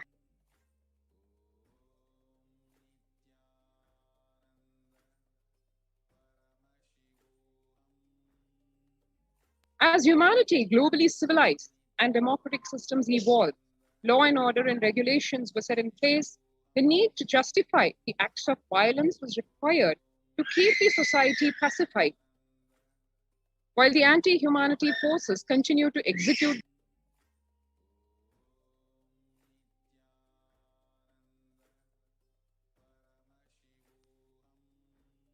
In World War I, the assassination of the prince was used as an open trigger to incite a huge war. A simple trigger or justification was no more sufficient, though after World War I, a very complex propaganda machinery was required to incite the society to support the acts of violence. In World War II, that was the whole science changed to having racist ideologies of racial supremacy. And that was used as a justification for extermination of the entire Jewish population. And in the following years, the whole methodology became highly sophisticated, allowing the silent persecution of the entire population or the entire community or leader in such a way that literally no social, legal, or humanitarian questioning or backlash would happen. So, for example, one can see here, call a dog a mad dog, and even if you kill it, people will only thank you. This is literally the strategy that was used and continues to be used in very many ways, as one can see in the further slides. Hindu Holocaust. This term itself got recognition only now when the United Nations recognized, after being explained in a lot of detail through the various documents, literature, statistics, news, studies, journals, etc., of the history of Hinduism over the past few centuries. The untold history where more than 500 million Hindus were killed, massacred, raped between 3200 BCE to 2007 CE. Just in this span of a few centuries, literally Hinduism was decimated from 56 kingdoms, which practically ruled the entire globe in a the most truest democratic fashion, with the most benevolent rulers, because the whole Hindu civilization was based on enlightenment. With enlightenment comes only the best of qualities, the most adorable qualities like love, care, compassion, and power manifestation being a way of life. And Hindu kingdoms decimated from that time, from 56 to now 0, except for Kailasa, the only Hindu nation that exists as of today. The Hindu Holocaust involved multiple stages of genocide. It's the United States Department of State, the founding president of the Genocide Watch, Gregory Stanton, actually has described the entire study done on various genocide and how it is committed in various stages, 8 stages of the same being listed. And in this, if we map those 8 stages of genocide to the Hindu genocide, 7 stages of the Hindu genocide, actually one can see in gory detail. Most of the genocides, most of the civilizations that face this ethnocide and genocide have seen probably 1, maximum 3 stages being used, and they were exterminated. But in the case of Hinduism, 7 stages of Hindu genocide have been perpetrated across the ages on various segments of the population at various times. And how this was done, how it was systematically engineered, let us see. To recap what we saw in the morning. Stage 1, segregation or isolation. This may sound, the whole sinisterness in this whole thing is, it is presented as a very natural happening so that the common man does not even question what is being fed to him. But it is actually a very planned attack, a very sinister attack. For example, if one sees from 1000 CE to 1600 CE, that's 600 years, was a time when barbaric terrorist tribes, the barbaric invaders, the uncivilized tribes, Mughals invaded. And for them to justify the killing any Hindu was simple as calling them just a kafir, meaning infidel, one who doesn't believe in their religion. And that was enough to just behead them or massacre them in the most brutal way after subjecting them to unimaginable torture. Even if a person was factually non-believer, on what basis could it justify killing the person? There was no justification, but that was it. Those were the times when the barbaric invaders invaded, and there was nobody to question them back, because that was the level of uncivilized, uncouth, barbaric invaders, the levels in which they were in. However, in that era, it was enough. Just call the person a kafir, and if you are not able to convert him, kill him. And society actually thanked you for that, because any voice of dissent was just eliminated, was just stifled. Call a dog a mad dog and kill it, people will only thank you. In those times, calling a person a kafir, a non-believer, was equivalent to calling a dog a mad dog. But now, in the more so-called advanced times, when civilization, when planet Earth has become so-called more civilized, the sophistication of the genocide and the justification of the crimes has obviously increased. So the first stage of the genocide, especially when it is being committed on Hinduism, if one unravels the science behind it, one can see the first thing that is done is isolating the victim of the genocide. Basically, act of isolating from the human family to make the victim very vulnerable, and he's so easy to persecute. So one can see way back a few centuries ago, when the kafir was used as the way of segregating or isolating, that was done on the basis of religious identity. So it's Hinduism versus Islam.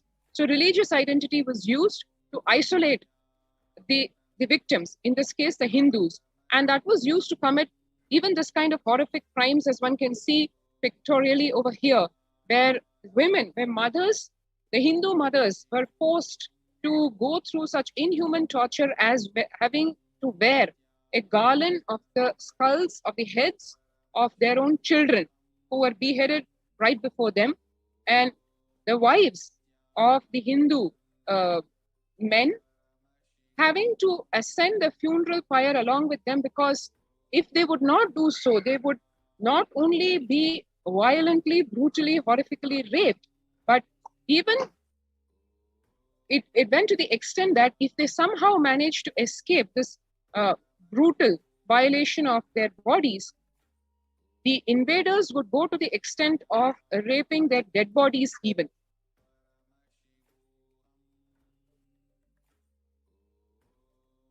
And the men folk subjected to such horrific crimes, like literally their bodies being pinched with pincers and their bodies subjected to gross torture. The same thing experienced in modern history by Kashmiri Shaivites. So we saw in the morning how this isolation, the various stages of the genocide, from isolation, segregation, and the justification propaganda that has been used over the years in various stages, depending on how resilient that civilization was. So that was to recap the importance of understanding the stages of genocide, because only if one understands the science of this persecution, one can even understand the gravity of the seriousness that we are facing today, because this has not ended.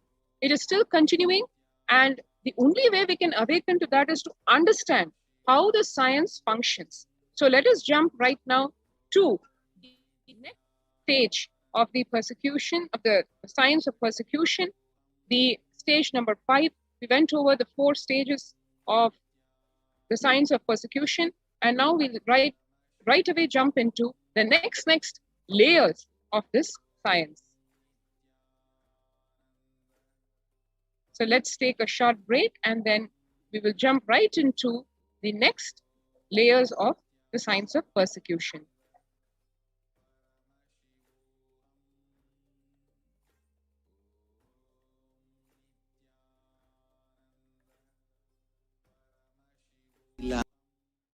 Kailasa is proper customized spiritual service, helping you to identify your root patterns of suffering.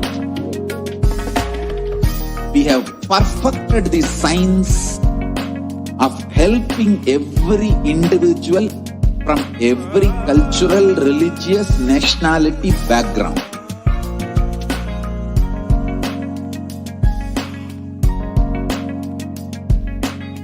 You will have lowest reactionary assumptions, highest awakened response, alive response for life continuously.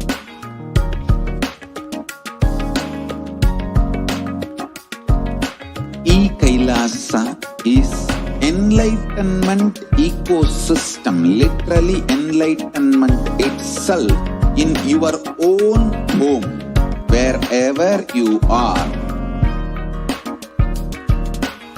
Proper customized spiritual service helping you to complete with your life negativity, withdrawal from life, self-hatred, self-denial, self-doubt, so much of tiredness, laziness. We can support you, aligning your diet, your attitude, your aptitude, your understanding about life. We can help you with everything.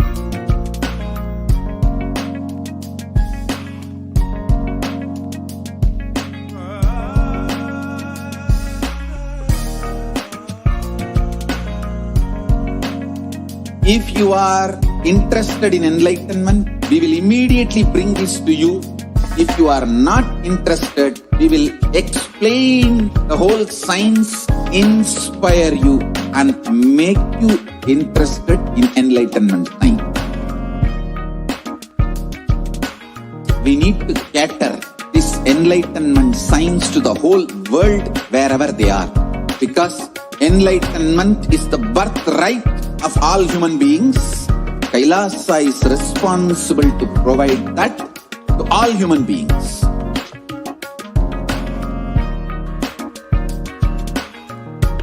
Kailasa is the totality of the knowledge I received from my gurus and practice manifested in my life, perfected by teaching millions of people from all cultures, time zones, backgrounds, genders, nationality, race, from every creed.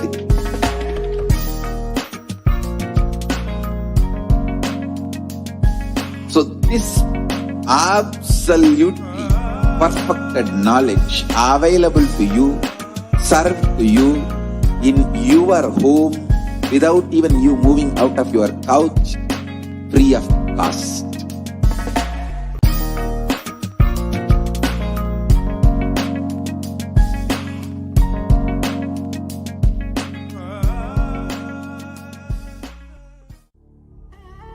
What I mean by the word Kailasa, listen intensely. Enlightenment ecosystem, literally enlightenment itself.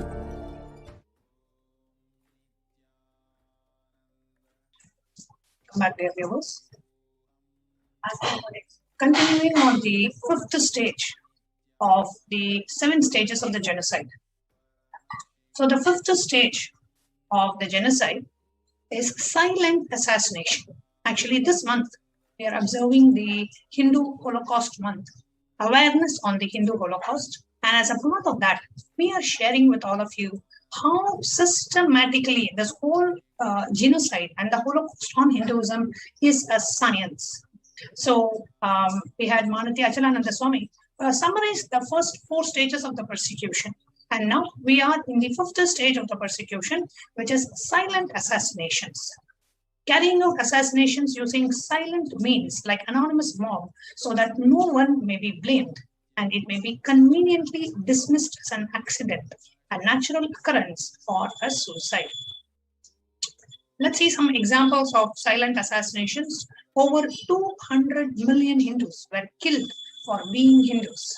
They were massacred in a war or a terrorist attack. Over 200 million Hindus starved to death by man-made famines. Their assassination was silenced by categorizing them as war casualty.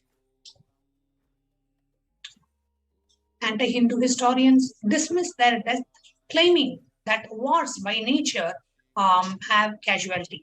Atrocity literature writers hide the true history.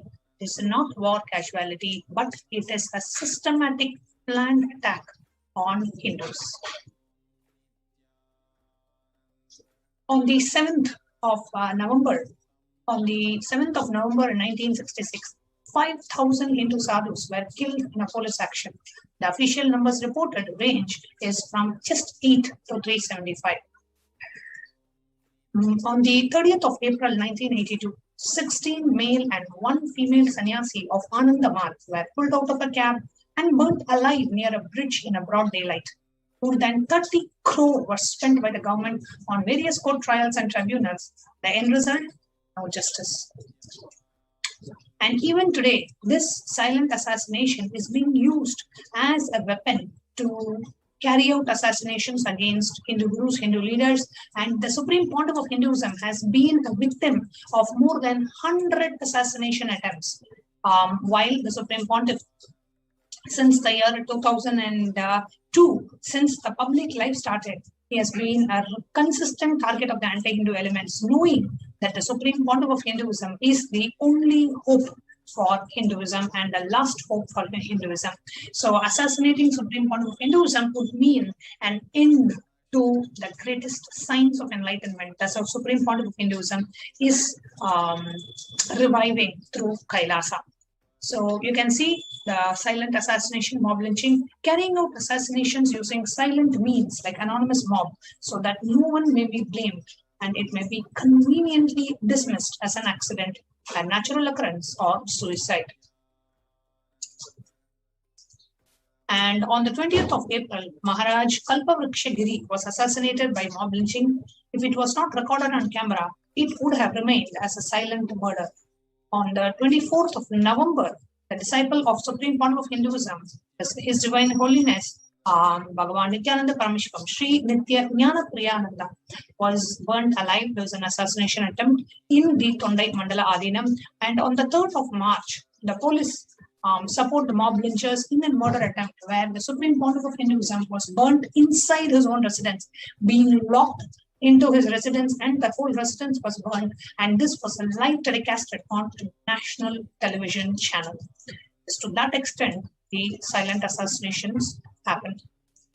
Then the next stage of the persecution is relentless persecution. Now, repeat the mass attempts to kill until the entire community is exterminated and no evidence of crime remains, which means no one is available to even tell the truth. Some of the examples of relentless persecution on Hindus. Here you can see the Bengal famine, a man-made famine, the Bengal famine, which killed millions of Hindus, and did not allow anyone to even be alive, even to share the story. It's one of the horrific crimes done on humanity. And this relentless persecution continues even till today, with the entire community of His Divine Holiness being attacked during the 2010 persecution.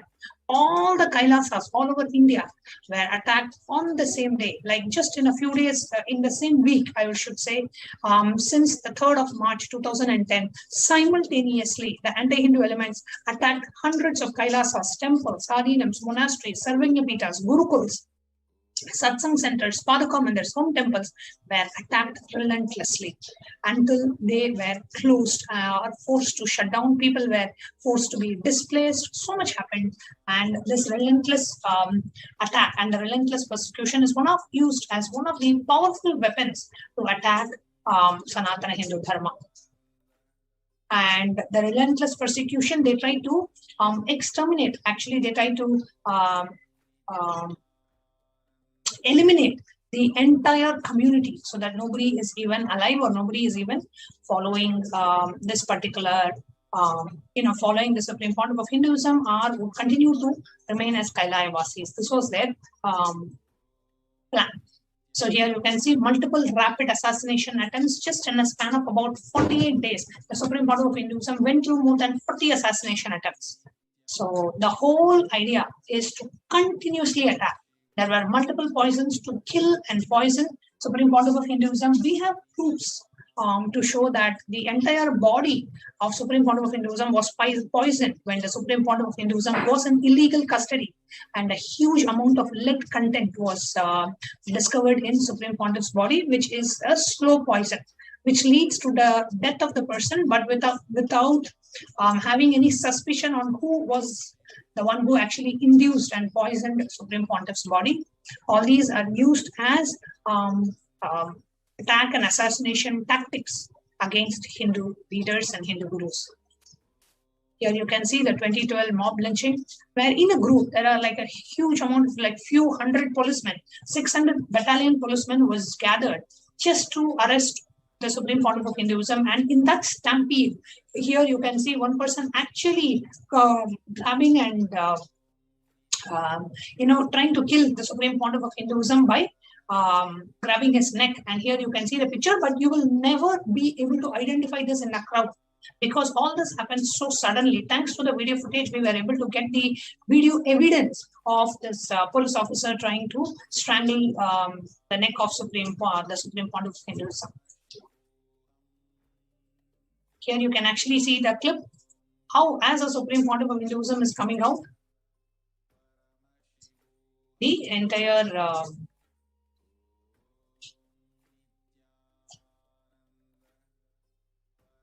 600 battalion police is gathered outside, and as the Supreme Pontiff of Hinduism is coming outside the court, he is being strangulated by the police officer.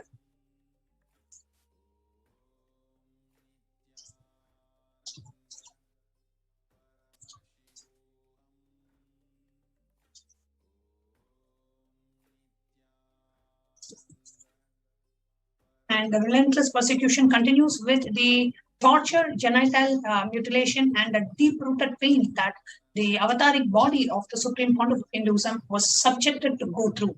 You can see a face which never lost its smile. Even to that being, how the anti-Hindu elements made the physical body go through tremendous pain. Even at the time of compound fracture on the right arm with multiple bones being, crushed into different pieces because of the fall from the horse, the Supreme Pontiff did not even feel an ounce of pain. So to that kind of a yogic physiology, they have completely destroyed the body to an extent where you can actually see the pain on the face of the Supreme Pontiff of Hinduism, so much of torture, genital mutilation under the name of the illegal medical test that happened on the Supreme Pontiff. The attack continues not just on the Supreme Pontiff, but on the entire nation itself, and on all the Kailaya Vasis and on the entire nation Kailasa. Here you can see the Kailasa Vasis, the residents of the monastery. Here on the left side, a huge stone was actually smashed on the head of the administrator of the monastery, and he was bleeding and he was not even allowed to be taken to the hospital. Such kind of brutal attacks. And on the right side, one of the Kailaya Vasi, one of the living monastic member in the Tondai Mandala Adinam in Kanchipuram was burnt alive. And he suffered 70% burns on his body. His whole skin burned, and the first layer of his skin throughout the body had to be, got burnt completely.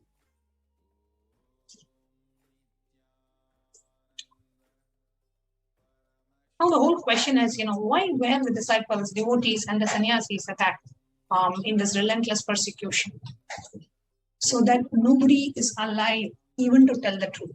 So it is not just an attack on the Supreme Pontiff of Hinduism, it is an attack on the entire enlightenment ecosystem. So that this whole revival that the Supreme Pontiff is doing, the revival of Kailasa, the revival of the enlightenment ecosystem,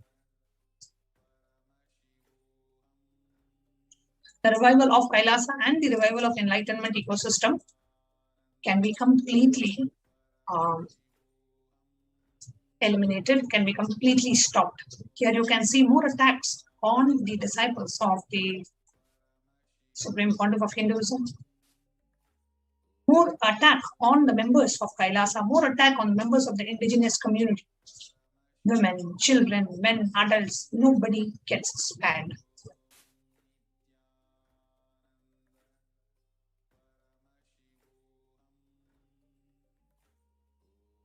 attack on female sannyasis.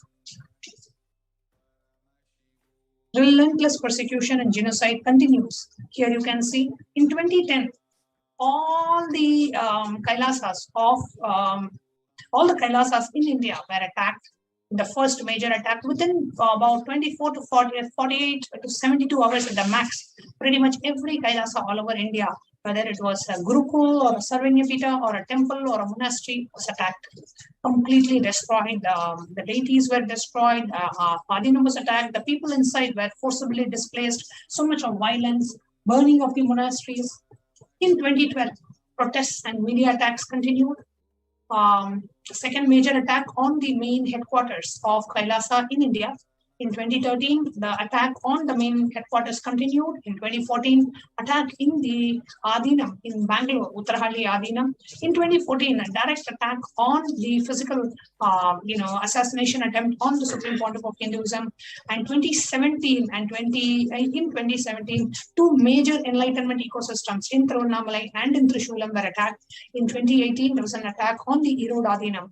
And in 2019, there's an attack on the Yogini Sarvanyapita in Gujarat. Then the last and the final stage of the 7 stages of genocide is denial. See, after doing all these, silent assassination attempts and relentless persecution, not just on the leader, but on the entire community, the final stage is that denial and diverting the attention from the crimes of the persecution. Rewriting the persecution history. Denying and hiding the crimes of persecution and blaming the victims for their losses and deaths using the big lie.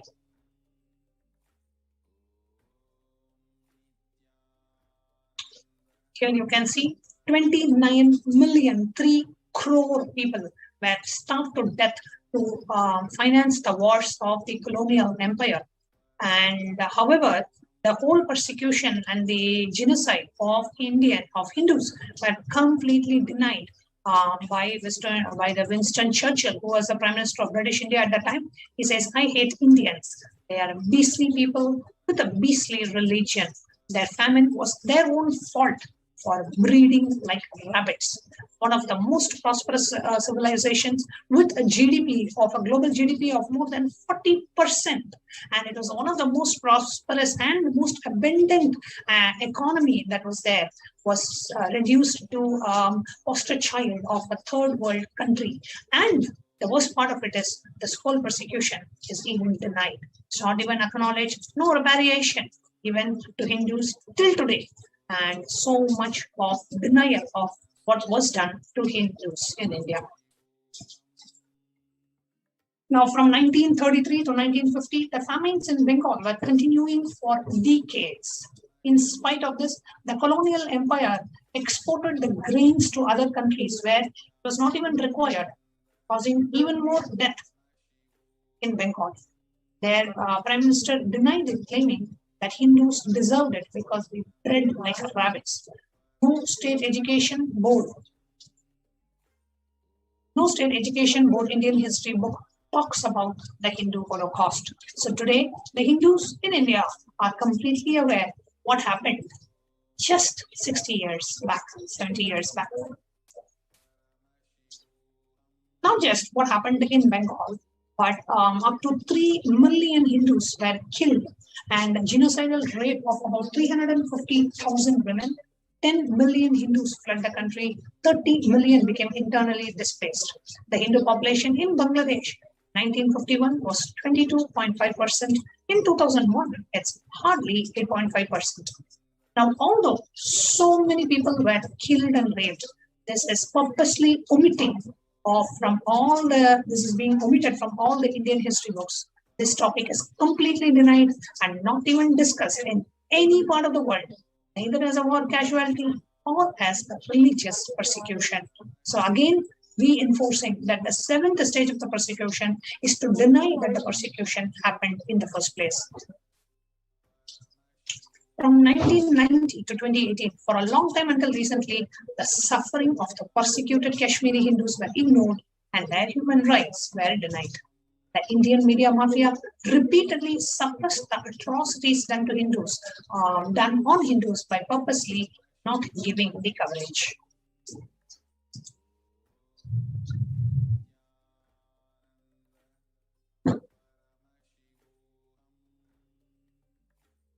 14th of June 2012, the state, on the Chief Minister's order, mobilized a 600 battalion paramilitary force and fueled in rupees 3 crore, $500,000 for the unlawful body arrest and the parade of His Divine Holiness. The High Court termed the entire exercise as illegal and an abuse of power. The state and the media always denied the persecution they executed.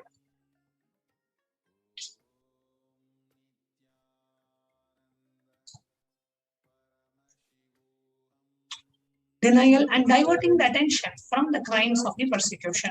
So just to deny what the persecution, the religious persecution that has been done on the Supreme Court of Hinduism, continues the media abuse, the hate speech continues in the media, just to divert the attention from all the illegal activities and the religious persecution that the Supreme Court of Hinduism is forced to undergo. Denial and diverting the attention from the crimes of the persecution by continuous hate speech in the media.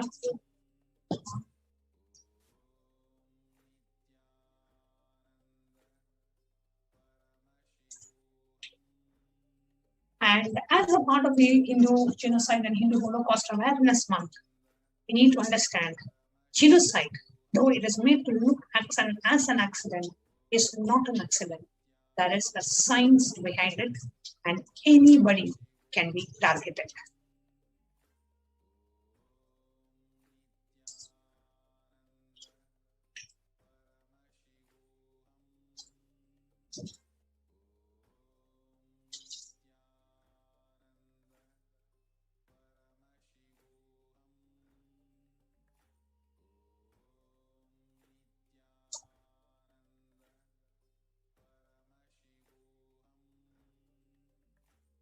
So, as a part of the Hindu Awareness Month, we share with you what are the 7 stages of persecution and how these 7 stages of persecution are being used to attack the Hindu leaders. And we really request each and every one of you to come and share. What do you think about these 7 stages of persecution as you are hearing this? And especially in the Hindu Holocaust Awareness Month that Kailasa is observing in July 2021 as a part of the Hindu Holocaust Awareness Month, we are sharing with you how systematically Hindus have been attacked and persecuted. Over 500 million Hindus have been killed, raped, massacred in the last 1,000 years of relentless persecution on Hindus. And the worst part is we are even denied to know the facts of what happened to our ancestors. That is the worst part. And Kailasa is taking the collective responsibility by bringing out this information to all of you, by sharing with you about the information about the Hindu Holocaust. So we request each and every one of you to share in the YouTube live comments what is it that you feel about when you are hearing about the Hindu Holocaust, and we are going to be right back with you after a short break.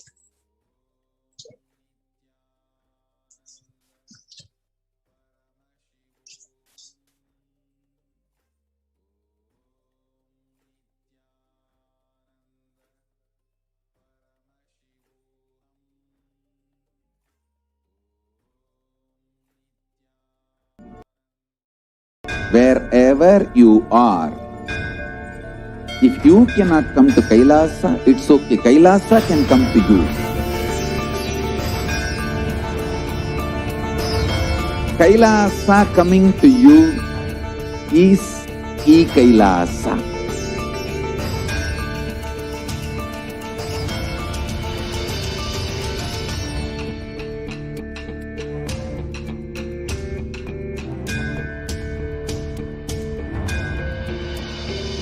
I will revive Hinduism. I am a Hindu revivalist, not by any revolution, but by evolution.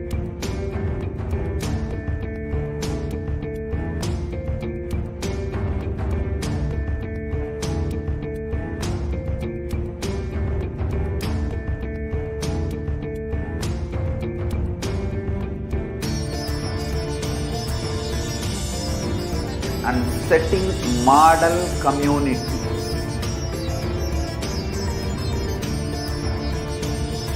Kailasa, enlightenment ecosystems, Sarvanya Peethas all over the world.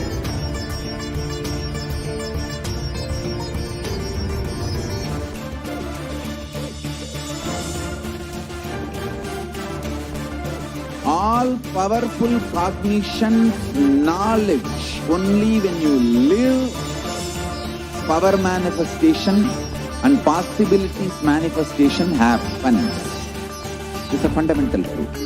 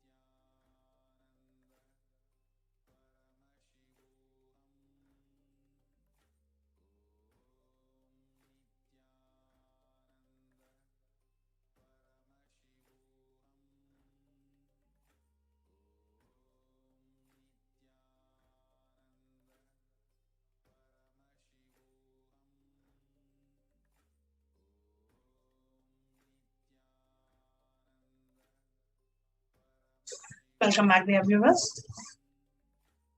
So it's time for us to get ready for the live Nithyananda Satsang by the Supreme Pontiff of Hinduism, followed by Devi Parashakti Akashic readings. So today we are going to have everything. We have the live satsang and we have Devi Parashakti blessing us in Devi Parashakti Akashic readings, which will be following immediately after the live satsang. So we request all of you, even when the satsang ends, please stay tuned because we are going to be having the Devi Parashakti Akashic readings starting immediately after the darshan.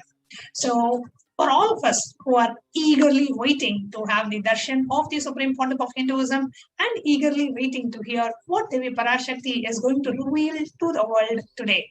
If you would like to offer your support, your dakshina, your support to Kailasa, or your dakshina at the divine lotus feet of the Supreme Pontiff of Hinduism, you can just go to the YouTube live stream, and on the right side, you will see a live chat option. And you will see a dollar symbol on the bottom. So you can click the dollar symbol and you can click join if you have not yet a member of the channel. During the Devi Parashakti Akashic readings, only the members of this channel will be able to ask questions in YouTube Live. All others will be able to ask questions in 5 other platforms: Facebook, Twitter, Instagram, WhatsApp, and the website live chat. So we have 6 platforms open for all of us to access, and the YouTube alone is restricted to the members of the official channel. So the offering that we have, if you would like to make any kind of a contribution and support Kailasa, or if you want to make an offering out of gratitude at the divine lotus feet of our beloved Swamiji, all you need to do is click on the dollar symbol and you will see a pop-up and you have to click on super chat. Now, as you click on super chat, you will have this dialog box open, a window open on the right side where you can enter any message that you would like to share along with your offering, and you will also have the amount. You can enter as minimum as probably even just $1, right? The most important fact here is that having that space of gratitude. Thank you, Swamiji, for happening in our lives every single day and blessing us with the darshans and the dikshas and the initiations and Devi Parashakti Akashic readings, just out of gratitude. So Swamiji beautifully said, Smaranat Mukti. So just remembrance liberates. So the more and more you remember that space of gratitude, you make an offering. It can even be $1 you contribute whenever you come for one live satsang or whenever you come for a live darshan. Just $1 you contribute. The amount doesn't matter, but the context from which we are offering, that space of gratitude matters. So that is why we should have it as a habit and a lifestyle, that whenever you go to a temple, we always put some offering, just remembering and thanking the divine and for supporting that ecosystem. Just like that, this is an online contribution that you are doing to keep the Kailasa ecosystem alive and to offer your gratitude and the divine lotus feet of our beloved Swamiji. So whoever would like to participate, you can go ahead and click on the super chat, enter any amount that you would like to offer. It can even be as less as probably just $1. You can even offer just $1 and you can click on buy and send. As you click on buy and send, you will see a pop-up that opens where you can enter your credit card, debit card details, your PayPal details, and you can go ahead and make the contribution. So now it's time for us to enter into the meditation to receive the darshan of the Supreme Pontiff of Hinduism. Please sit straight and close your eyes.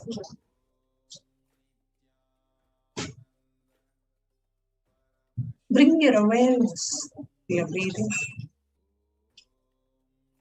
Inhale and exhale as slowly as possible and as deeply as possible.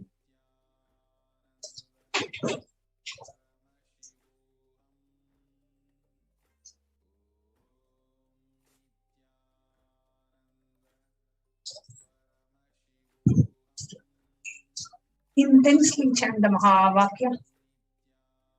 Om Nithyananda Paramashivoham.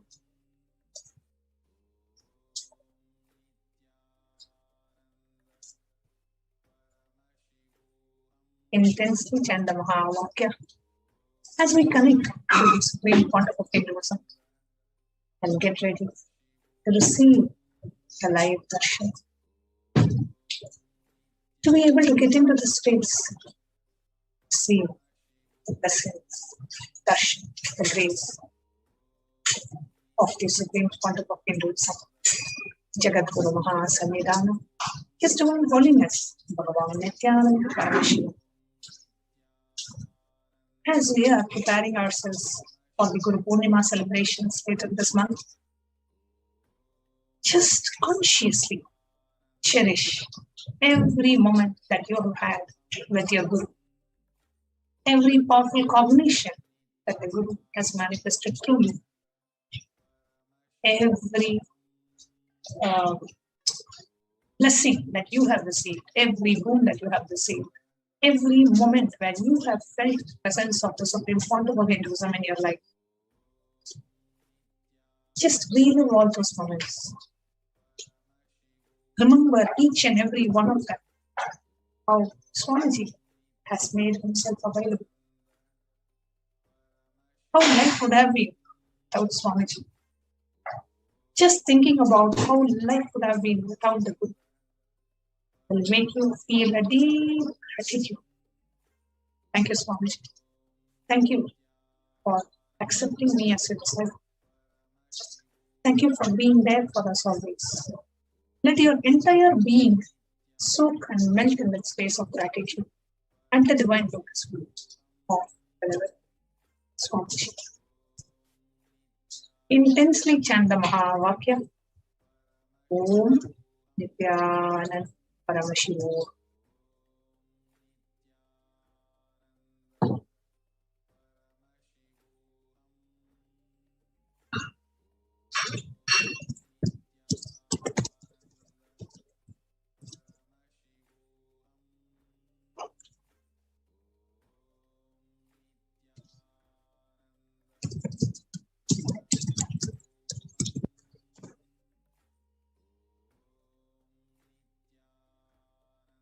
Continue to chant the Mahavakya.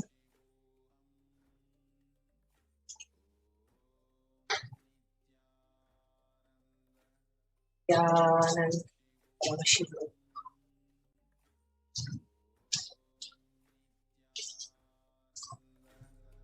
Paramashivoham.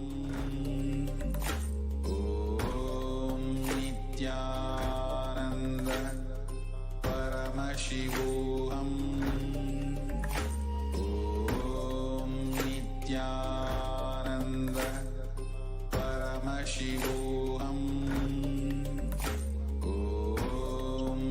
Remember all the moments you have spent, you have experienced Supreme Concept of Hinduism. How all your life has changed since the time you came to know about the Supreme Concept of Hinduism. How you have evolved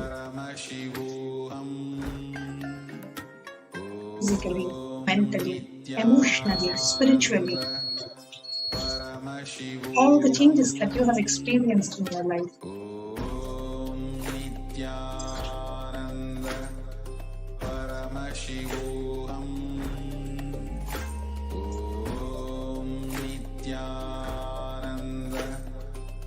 Densely chant the Mahavakya. Om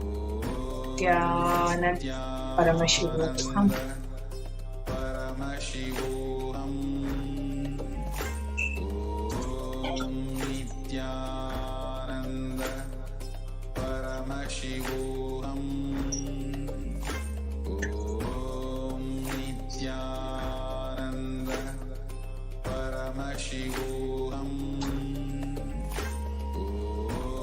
Continue to chant the Mahavakya.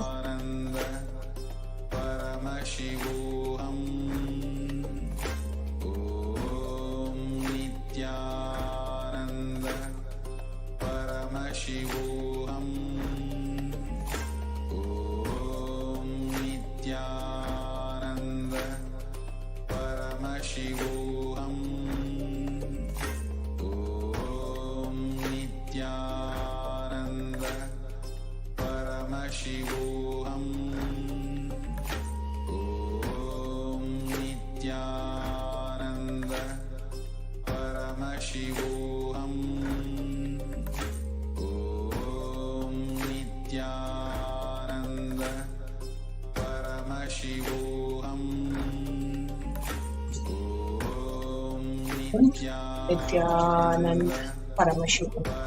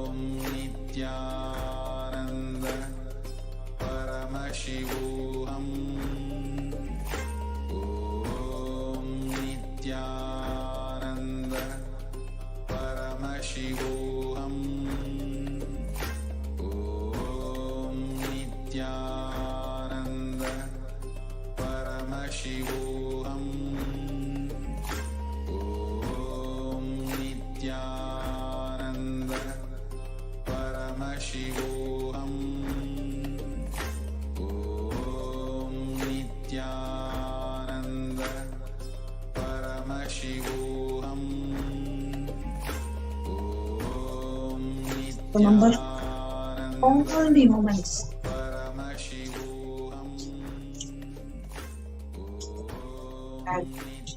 with your group, all the changes that you have experienced in yourself, the completion that you have experienced, the completion with all the obsessive compulsive patterns, the completion with all your past.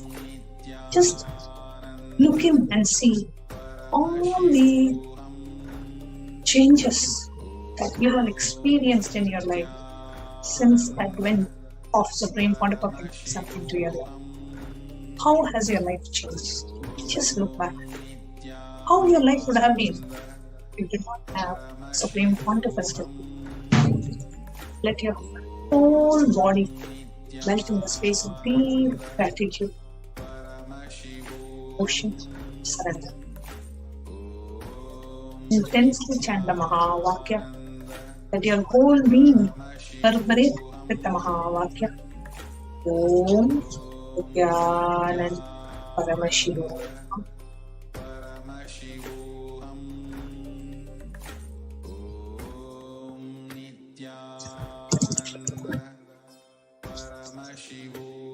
Continue to chant the Mahavakya. Intensely connect with the Supreme Pontiff of Hinduism.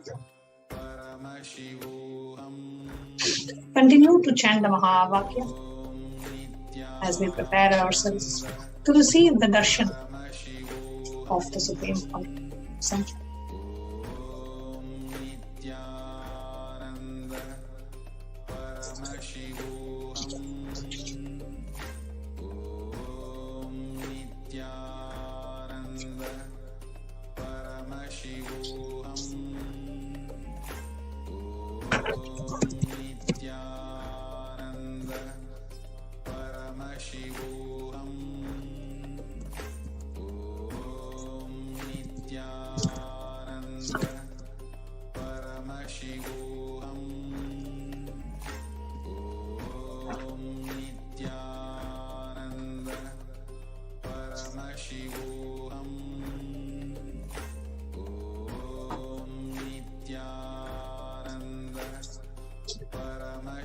Continue to chant and cherish all the memories, all the transformations that you have experienced.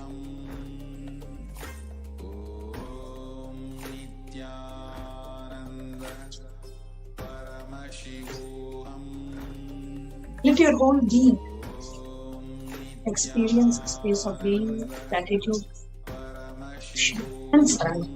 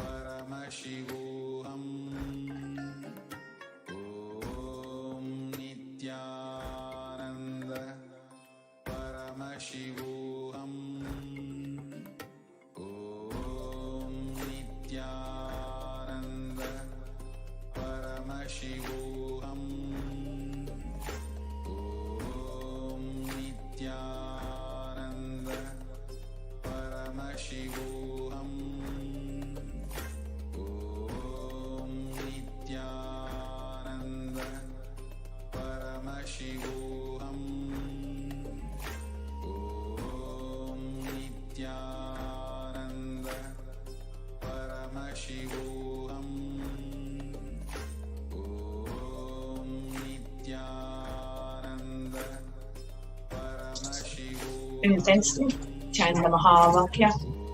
Om Nithyananda Paramashivoham. Remember all the moments that you spent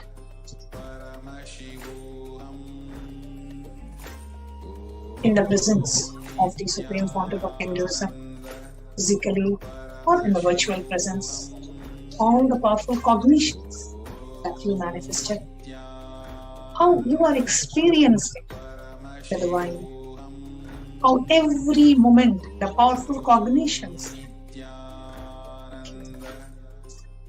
literally installed in each and every one of us. That inner software that we have today, installed by the Supreme Council of Hinduism, is helping us lead a powerful life, a life of completion at any point in time. Remember all the changes that you have experienced, the presence of the Supreme Council, how every day the darshans, the power manifestations, just sitting and listening to the satsangs every day, empowering yourself with strategies on how to handle life, how to excel in life, how to live enlightenment without us putting any effort, just by the presence of the Supreme Council of Hinduism, experiencing so much of a transformation, so many breakthroughs, leading life powerfully today.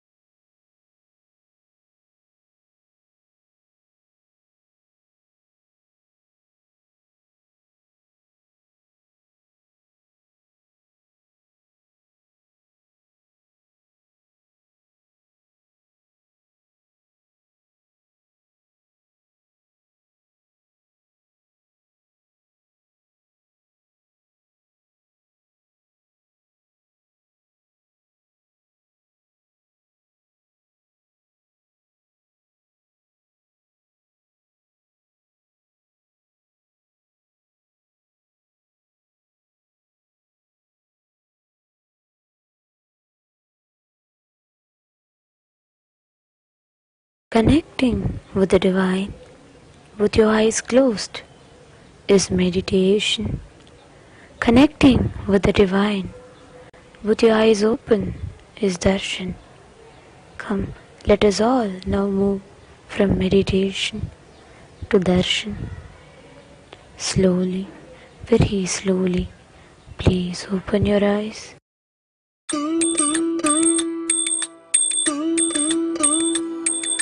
Ayya Siva Siva Siva Siva Ragara Ragara Siva Siva Siva Siva Ragara Ragara Ayya Siva Siva Siva Siva Ragara Ragara Siva Siva Siva Siva Ragara Ragara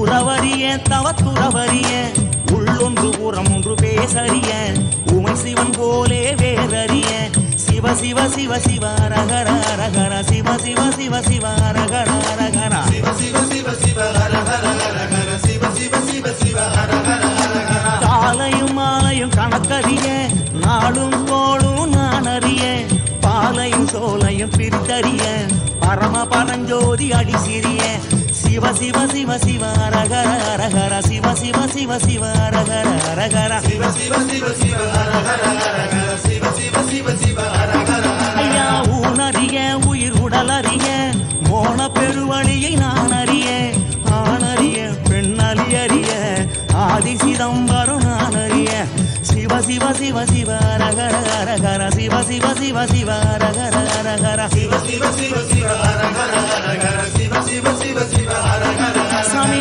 உன்னது பொருளது கண்டறிய போகமும் மோகமும் கொண்டறிய ஆசை பேராசை அறிந்தறிய அம்பலமாடியை மறந்தறிய சிவ சிவ சிவ சிவ ரகர ரகர சிவ சிவ சிவ சிவ ரகர ரகர சிவ சிவ சிவ சிவ ரகர ரகர சிவ சிவ சிவ சிவ ரகர ரகர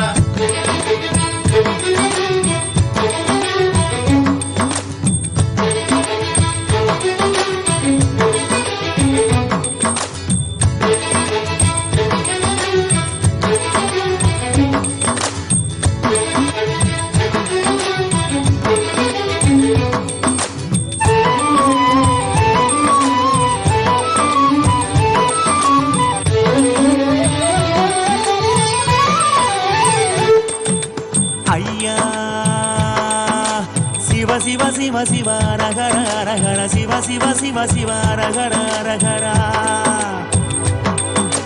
ஐயா சிவ சிவ சிவ சிவ ரகர ரகர சிவ சிவ சிவ சிவ ரகர ரகர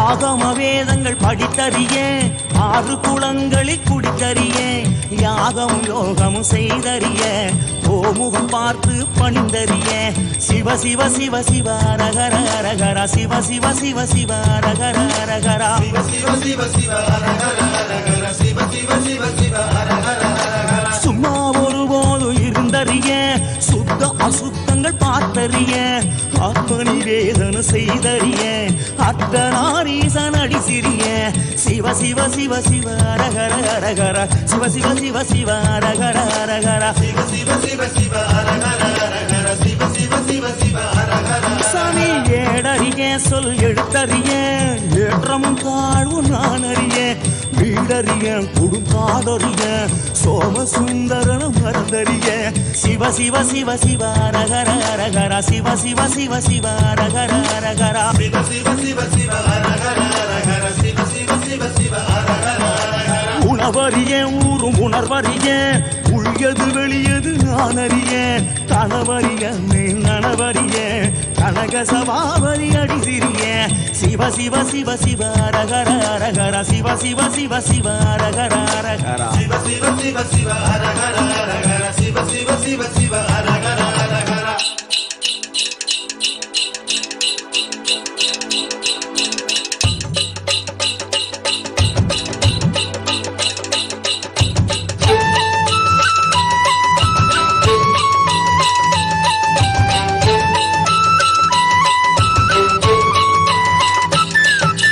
ஐயா சிவ சிவ சிவ சிவ ரகர ரகர சிவ சிவ சிவ சிவ ரகர ரகர ஐயா Shiva Shiva Shiva Shiva ரகர ரகர Shiva Shiva Shiva Shiva ரகர ரகர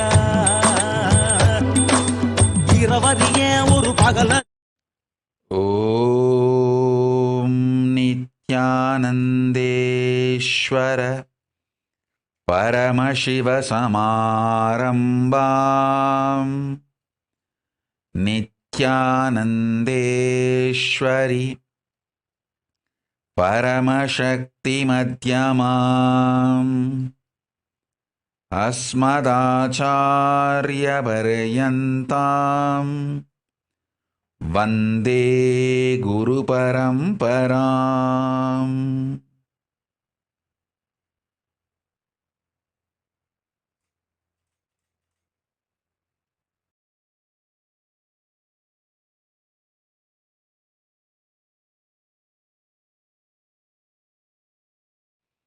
I welcome you all with my love and respect.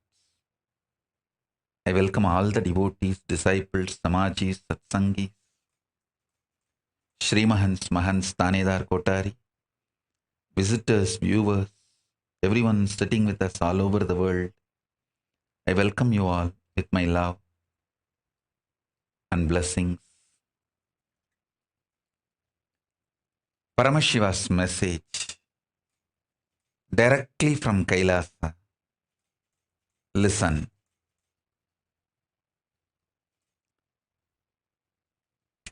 Guru Bhakti test achievement of any conscious being, anyone who is alive, human or animal, anyone who is alive. The purpose of his existence, life, goal,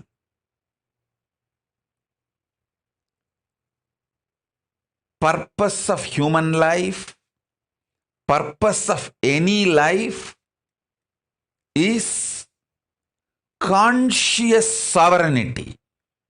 Listen.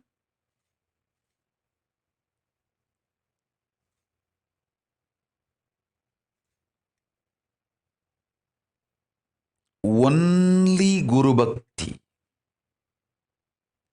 can make you manifest conscious sovereignty, because only Guru can give you conscious sovereignty. That is why even Paramashiva, when he wants to give you the conscious sovereignty, he manifests as Guru. Listen.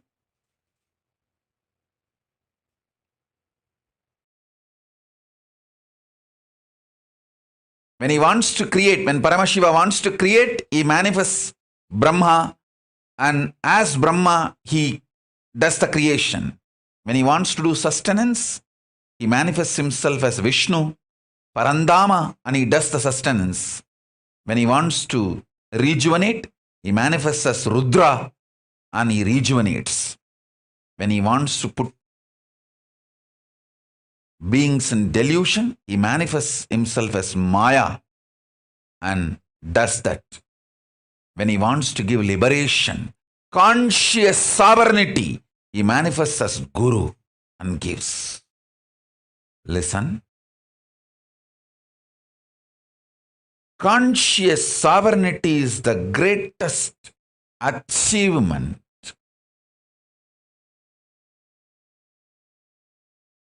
Human beings should achieve. Conscious sovereignty is the goal of life, purpose of life, reason for the existence of human beings. Why the human beings are still alive? The only reason is to experience conscious sovereignty. Understand? Guru Bhakti can give conscious sovereignty as the gift to you, because without even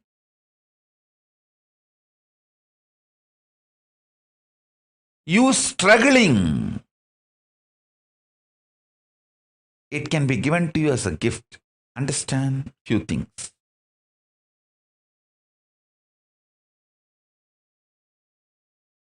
In your life, the men around you, you need to understand. Women around you, you just need to love them. If you try to understand women, you will be in mess.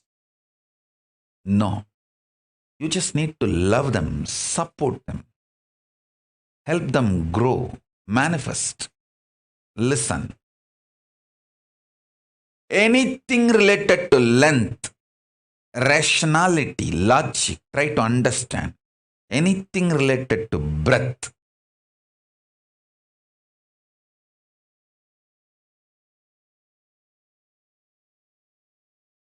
art, heart, emotion, love them, love it. Don't try to understand. Understanding is not the unit with which you can work with love, with emotion, with breath. Each dimension as a unit, as a methodology through which you can become part. You can manifest the best things. So understand,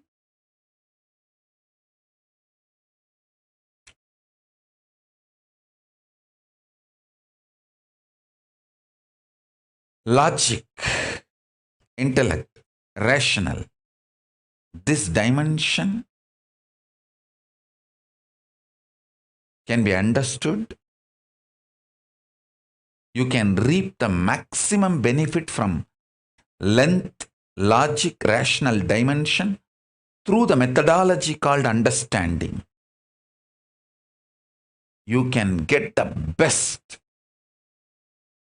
out of breadth dimension, love, emotion, art, heart, by loving, not by trying to understand, but by loving.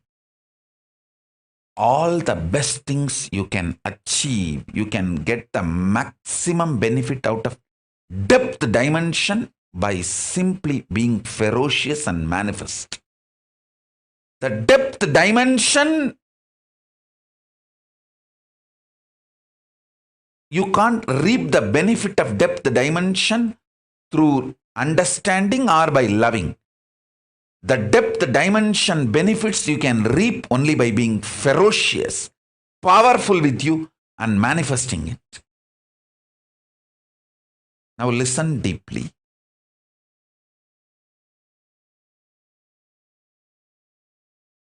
I'll give you elaborate examples.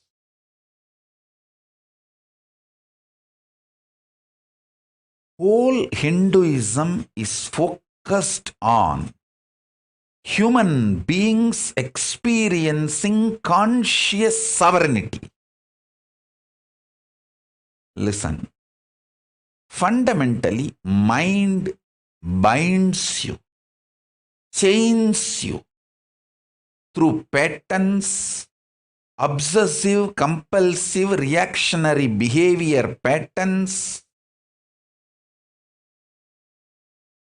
many other bondages, illusions, delusions. Mind binds you, chains you. It takes away the conscious sovereignty of the human being, and it takes away the best way the human beings can exist naturally, dharmically.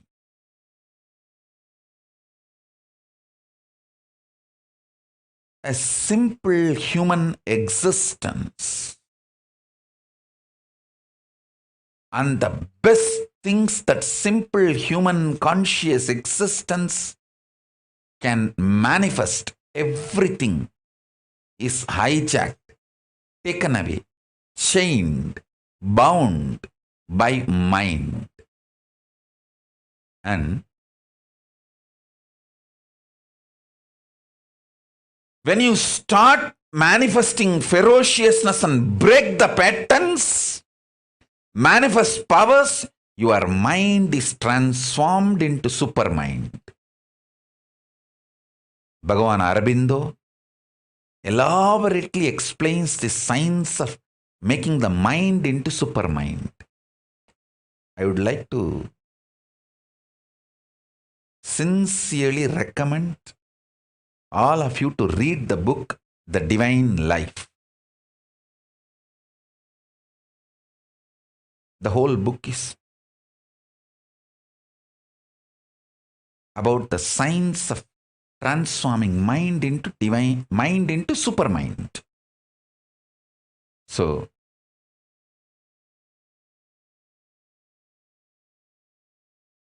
listen.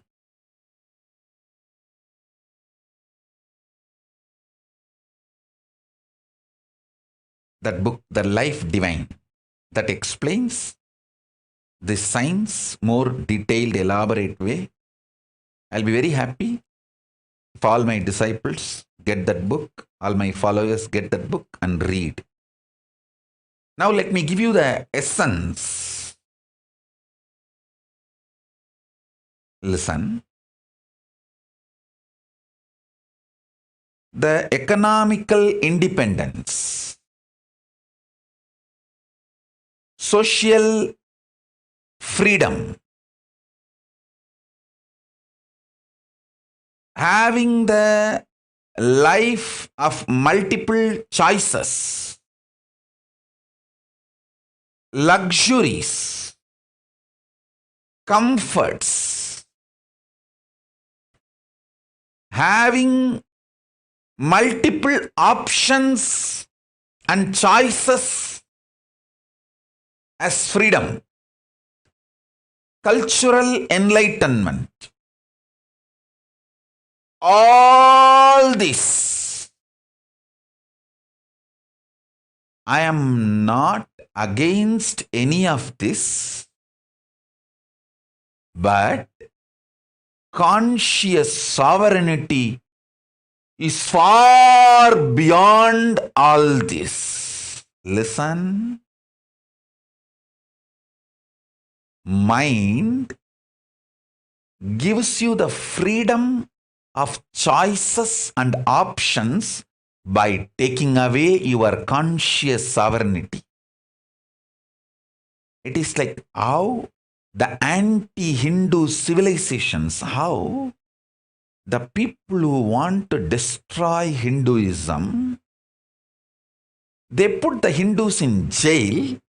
Then in the jail, they try to show their compassion and love. Oh, do you want to eat idli or chapati or roti? We will serve anything you want. See how compassionate we are. Hey! Missionary militants and militant missionaries, how they stole our conscious sovereignty by selling lies, abuses to us. They stole our conscious sovereignty. And then they are trying to show that they are bringing freedom for us. Please understand. One of the worst thing done to Hindu civilization is your conscious sovereignty is stolen from you. Listen. Even 100 years before, a practicing Hindu who understands Hinduism used to have conscious sovereignty as the lifestyle, even everyday decisions about his food, his clothes, his jewels, his medicine, his relationships, every decision he used to make out of conscious sovereignty.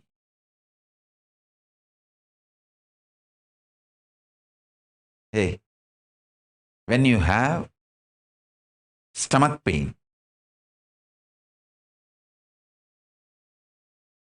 the anti-Hindu gang, the militant missionaries and missionary militants give you the option of this chemical, that chemical, that chemical, that chemical. That is giving you the choices, freedom. This cream you want to apply, that chemical you want to apply. So out of your idea about freedom of choices, you choose between any one of this chemical. Without knowing, once you start taking this chemical, now you are going to have a bigger diseases and your body is going to be the income source for them. You are going to be enslaved forever. But if you had a conscious sovereignty, you just know, stop eating. Allow my consciousness to manifest in my body and heal myself. Please understand, in so many levels,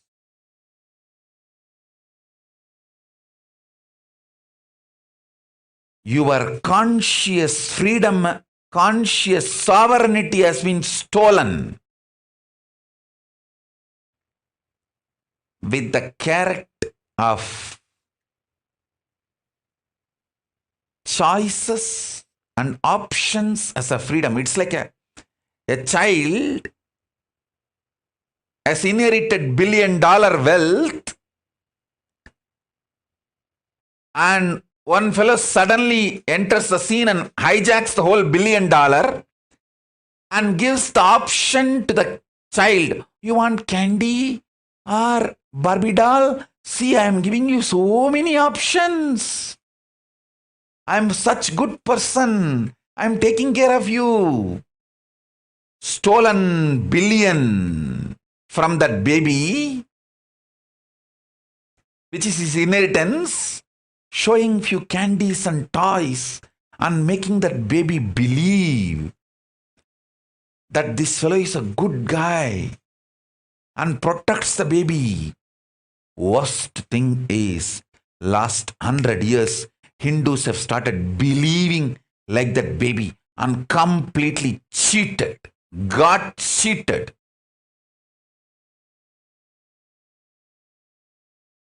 The militant missionaries and missionary militants have convinced Hindus. The freedom of choices and options are more glorious, colorful, spicy than the conscious sovereignty. Listen, I am not against economical independence, political sovereignty, cultural enlightenment, having options and choices as freedom, luxuries of life. I am not against any of this. I am just against stealing your conscious sovereignty, showing all this. Understand? If needed, everything else can be given away just for conscious sovereignty. Conscious sovereignty is worthy of everything. Let me explain conscious sovereignty. Conscious sovereignty means I know I am consciousness. I manifested this body, this life, and I am going to be working on exhausting any bondage, chains put on me in the form of obsessive, compulsive behavior patterns, reactionary patterns, any other bondage put on me. I will exhaust those karmas and break from those bondages. I will be ferocious and break those patterns and liberate myself, manifest powers, and reclaim my conscious sovereignty. This is my life. How many ever births I take, I know this is my life. Having this clarity, and whether you are facing a headache or headache giver or worst thing you think in your life. For some people, poverty is the worst thing. They're ready to die, but they don't want to live in poverty. For some people, death is the worst thing. They are ready to go through anything, but they don't want death. For some people, loneliness is the worst thing. They are ready to go through anything, but they don't want loneliness. Listen.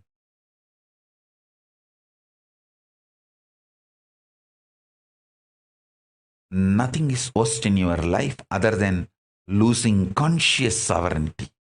Even in the worst situations, if you make strategies, decisions from your conscious sovereignty, you already started living enlightenment. Conscious sovereignty is too important. Don't lose that. As I gave you the example, a rich father dies leaving his billions to his child, and a caretaker enters the scene hijacks the whole billion and tries to satisfy the baby, cheats the baby with few candy and Barbie doll. That is exactly done by the militant missionaries and missionary militants to Hindus. See the fun. Of course, it's not fun. Thousands of residential schools run in Canada for indigenous children. Only few schools have been analyzed. Only few schools, they started digging. Just from that few schools, thousands of unmarked graves have been discovered. I was not talking about this issue. Today I decided I am going to open my mouth. All of you know it's going on all over the world. Listen, these missionary militants and militant missionaries, first they go and convince the indigenous people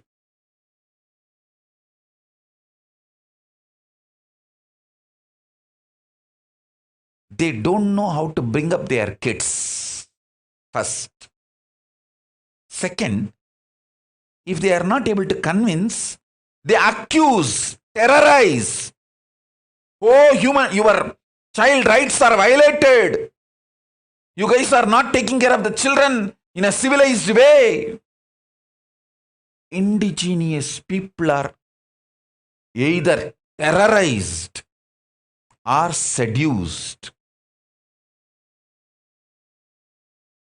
Extremely cunning criminal strategies come in play in multi-level, multi-pronged attack using media, multi-level.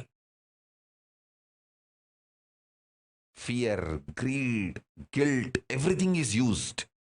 And the indigenous people are convinced that they cannot bring up their kids properly. And then the kids are stolen away from them. Then what happens? Either they are brainwashed in the name of so-called assimilation or killed. Simply killed. I am listening to so many people's testimony. Those kids who escaped horror schools, the horror residential Catholic schools.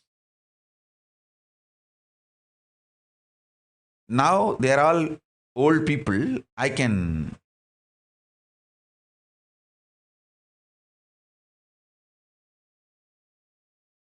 am hearing many of their testimonies. Oh God, how?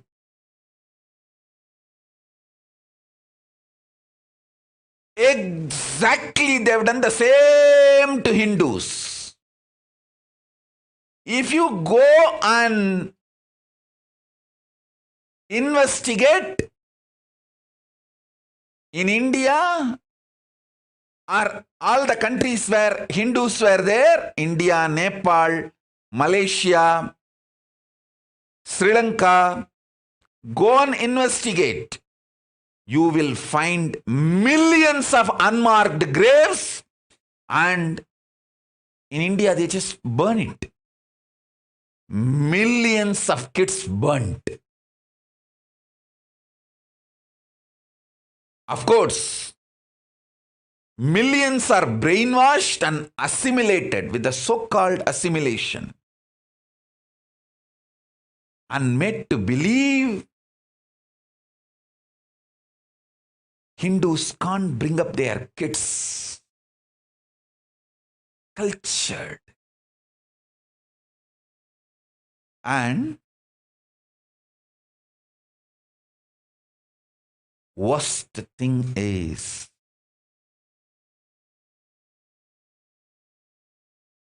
Hindus are not waking up to this truth. And much worse is because Hindus are not waking up to this truth, The same gang, same strategy from all over the world. This terrorist gang, international terrorist gang, this international mafia, militant missionaries and missionary militants, same gang, same strategy. They infiltrated my organization and tried to convince my Gurukul parents, my Gurukul kids. Oh, you Hindus don't know how to bring up your kids. And when somebody is not ready to budge for their brainwashing, terrorizing us, oh, kids' rights are violated. Hey, who is coming and talking about whose kids? I want all of you to study how the largest genocide done on the indigenous people in Canada, how the indigenous kids are destroyed, killed. They lost their souls by brainwashing. Whoever is not ready to lose their soul, they have been killed. I want all of you to study. Exactly the same thing is done on Hindus, and even now it is getting done.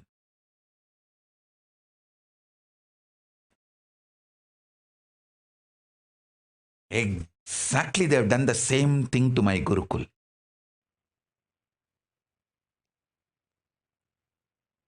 Using the international media.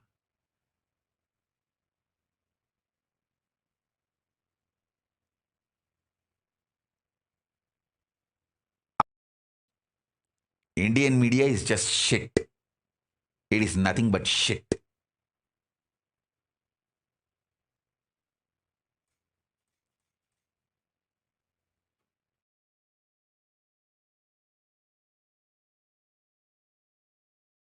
Biggest crime against humanity, against the Hindu kids are still happening. No one talks about it. No one thinks about it.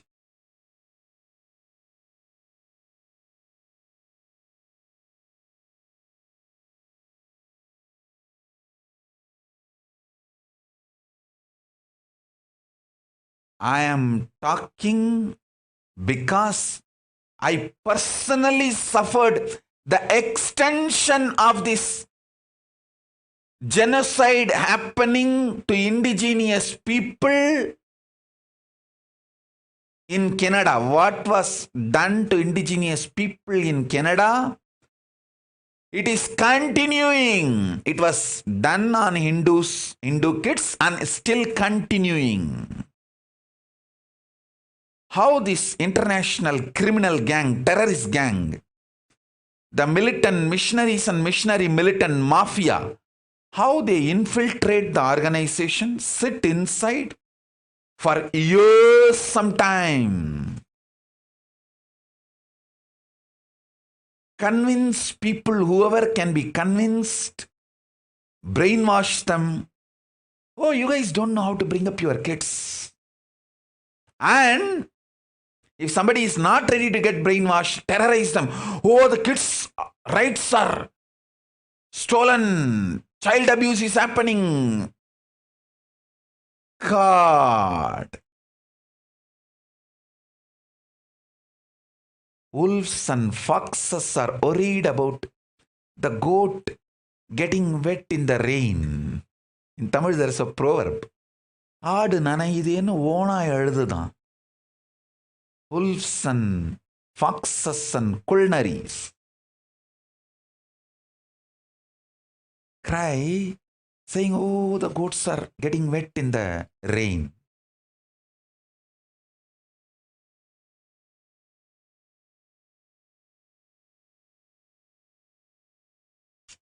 I want all of you to study and see Exactly the same mold is followed. This international criminal gang has that same toolkit. Genocide on indigenous kids toolkit. What was done on the indigenous kids of Canada, same thing was done on Hindu kids for last 200-300 years and still continuing. I'm telling you, when I was born and brought up in Tiruvannamalai roads, if I walk, I can count how many faces I see without the basma and kumkum, the Hindu marks on the forehead. I can count in my finger. And even to the school, if you go, we have a clear memory. The school in which I studied, the headmaster is called Chandrasekhar. If a kid comes without the Hindu forehead mark, as per his family, either Basma or the Urtva Bundra, he will put the Kaudang.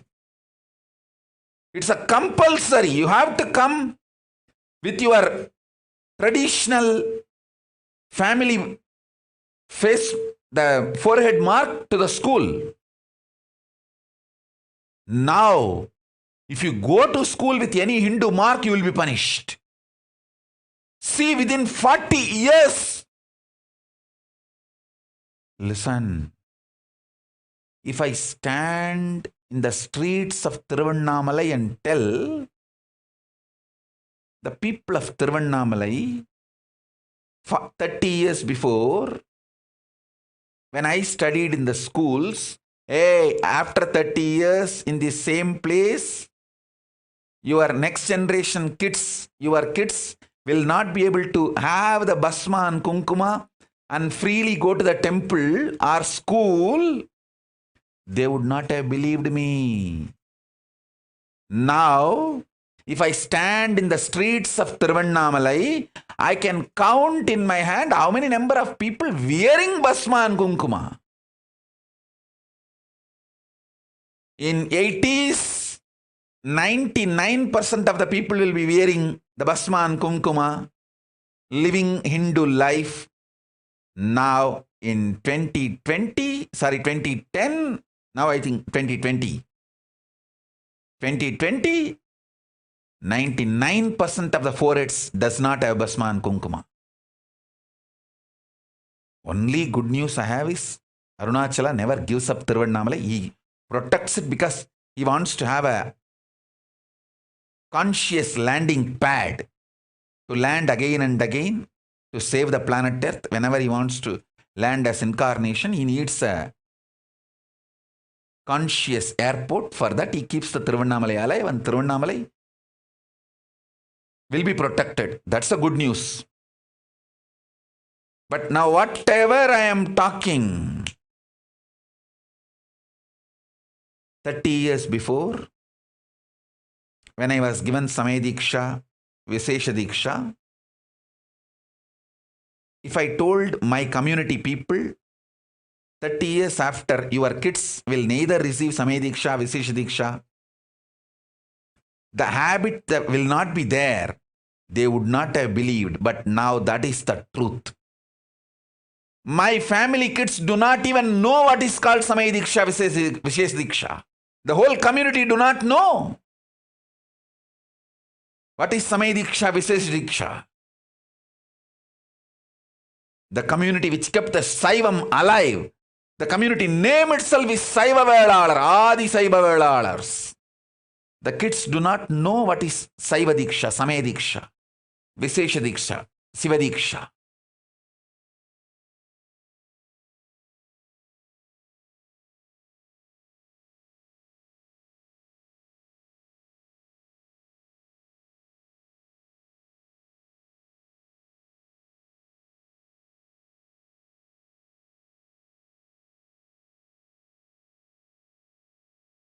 Internally and externally,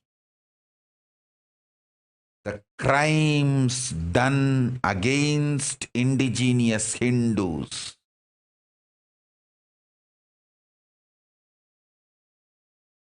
There is nobody to give voice. If somebody raises the voice, they will be just killed. I would have been killed if I continued to stay in India.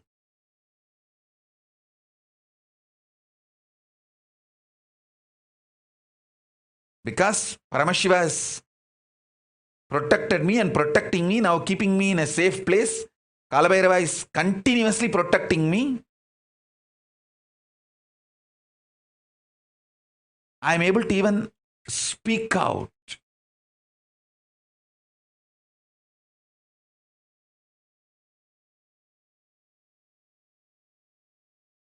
I am able to tell this to people.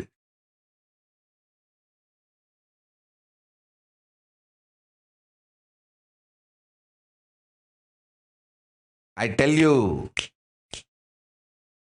all these missionary militants, militant missionaries, this international terrorist gang, international mafia gang, who infiltrated my Gurukul and destroyed it, don't think you are successful. Maybe you have destroyed my Bididi Gurukul, but now you can't reach me, you can't touch me. The Kailasa,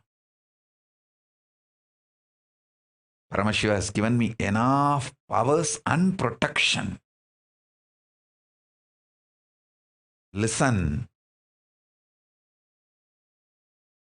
The great news I have is this powers and power manifesting science is still alive with me. Now it has become too powerful because last 3 years, I have not touched anyone, initiated anyone, sitting in samadhi, overflowing, bubbling. The moment this pandemic is over and Kailasa opens, you will see I will demonstrate thousands of my kids floating in the air, levitating, manifesting all kinds of powers. I will visibly demonstrate and show to the world the power of Hinduism, power of conscious sovereignty.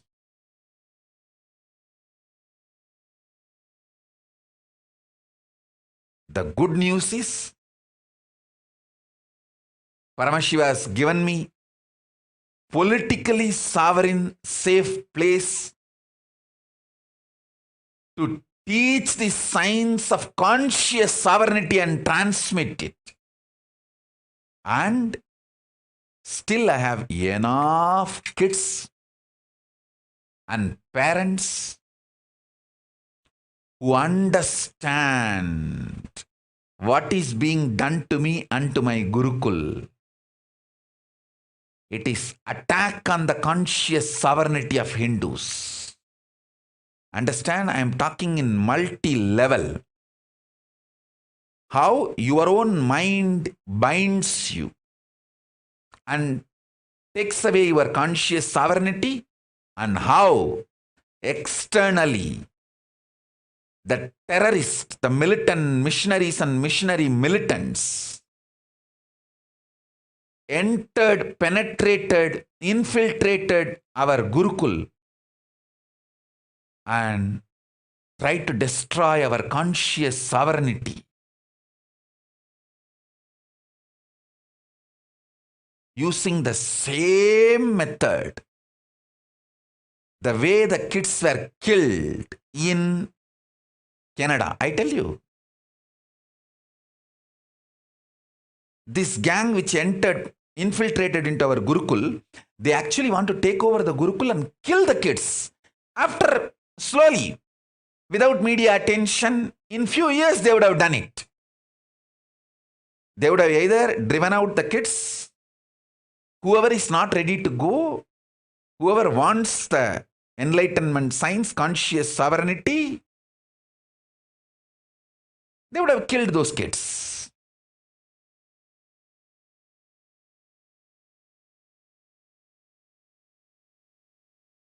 The good news is, I have powers and the signs of power manifestation still alive in me. That's one. Second, still I have so many wonderful parents who understand the signs of conscious sovereignty and what has been done to me and to my Gurukul.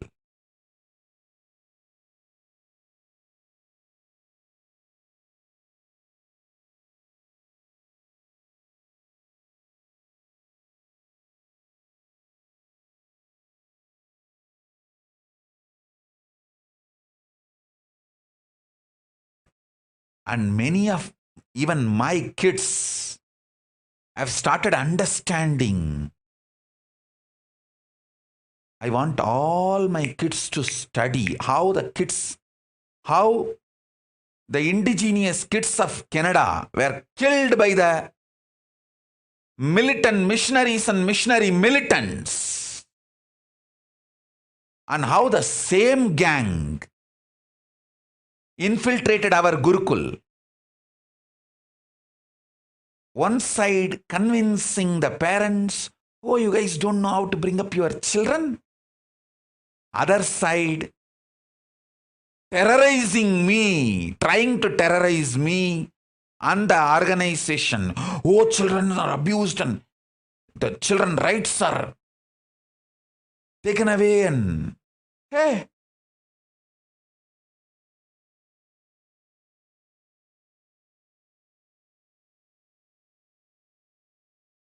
if you really want to do something good, go and stop your religion killing indigenous kids all over the world.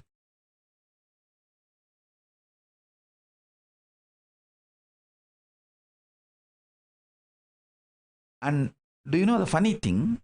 Even this animal rights gang and all will come to India only to attack Hindu rituals. You see, in Hindu rituals, we have a ritual called Jallikattu, where they play with the bulls and not a single bull is harmed with any weapon or anything.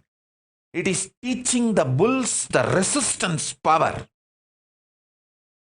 It is literally like helping the bulls to develop powerfulness. They attack this Jallikattu, but they don't bother about killing the animals and eating for meat. The meat eating and meat exports, they don't stop, or they don't even question. They support killing, but they don't support the animals being rejuvenated and refreshed and revitalized. And it is such blatant, like they say, oh, animals are abused, animal rights are violated in this Jallikattu Hindu ritual. I want all of you to know Jallikattu is a Hindu ritual. It is done in Vishnu temples, Devi temples. It's a temple ritual. No Jallikattu bull will be eaten even if it gets the natural death. No question of killing. Even if when it has a natural death, it is given a burial. It cannot be eaten.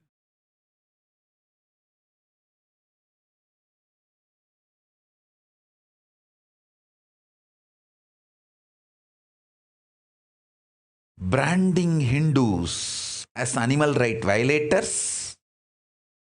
See, if there are 3 hotels, Hindu hotel, Christian hotel, Muslim hotel, constantly you attack Hindu hotel, abuse, put false accusations. It means what? You are making people to go and eat in the Muslim hotel and Christian hotel, brainwashing them. This is exact attack happening. Attack Hindu schools, Hindu education systems constantly, cunningly. So they are forced to go to the Muslim schools and Christian schools, get converted. And unfortunately, Hindu parents are not realizing. I will produce now and show you guys. The power of conscious sovereignty is 10,000 times greater than any school education you can give in Christian schools and other religious schools. I'll show you guys.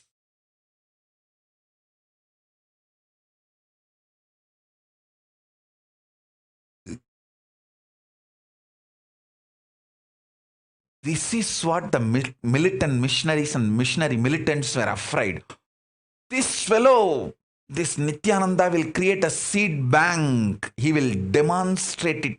He will create a model. They know their infrastructure is based on money supply. Mine is based on conscious supply. Mine is sustainable.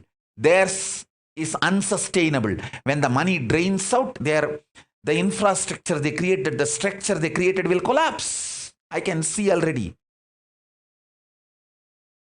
When the illegal money inflow into India for conversion, illegal conversion is stopped, many of the conversion activities stopped, and many people who even got converted are coming back to Hinduism.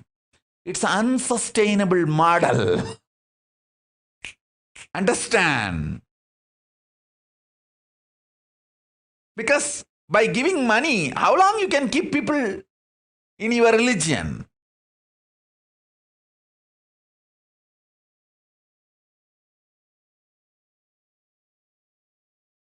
You guys are money givers. I am conscious giver. Mine is sustainable system. I'll show you how sustainable system is mine.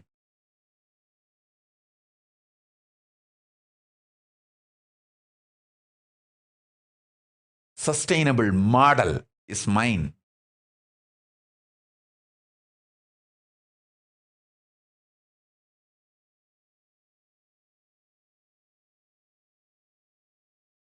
Listen. I want all the Hindus to wake up. The multiple level your conscious sovereignty is stolen. See, once your conscious sovereignty is stolen, once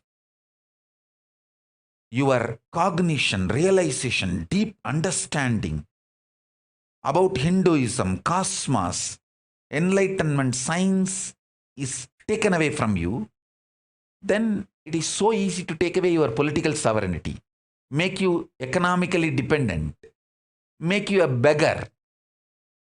And then they can act, they are great givers, charitable people. I tell you.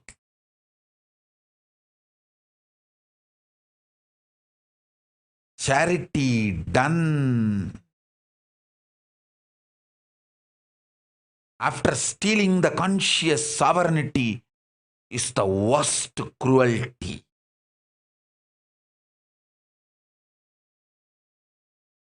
Study how those schools which killed thousands of kids in Canada, how great charitable they were. Study, you will understand exactly what is happening to Hindus in India, Malaysia, Singapore, Pakistan, Bangladesh, Cambodia, all the Hindu countries, which were Hindu countries. Whatever has been done to indigenous people in Canada, in Africa, same is done to Hindus in the whole Asia. We were made to believe as long as we are Hindus, we won't grow. Who wants your growth?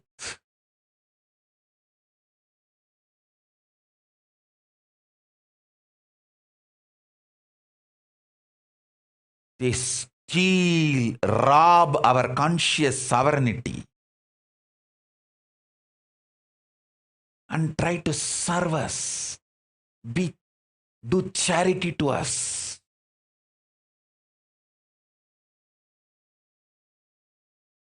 if we retained our conscious sovereignty, these millions of problems today forced upon us would not have been there.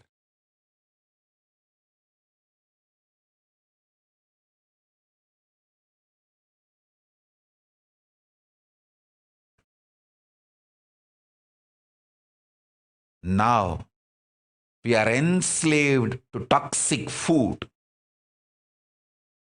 Hindus forgot Hindu food. We are enslaved to toxic dressing methods.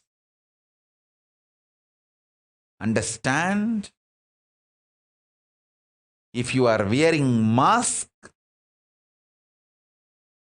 you will understand how the mask is suffocating. But after 2-3 years, you will forget it is suffocating. Same way, the jeans is a suffocating dress. But after a few years, you forgot it is suffocating.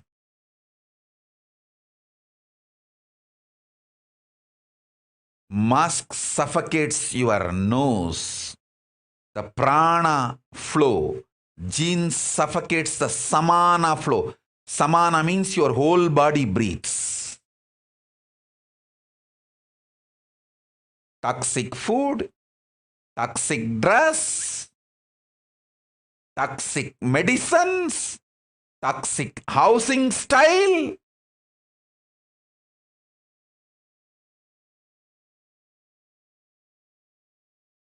Everything toxic is dumped on us.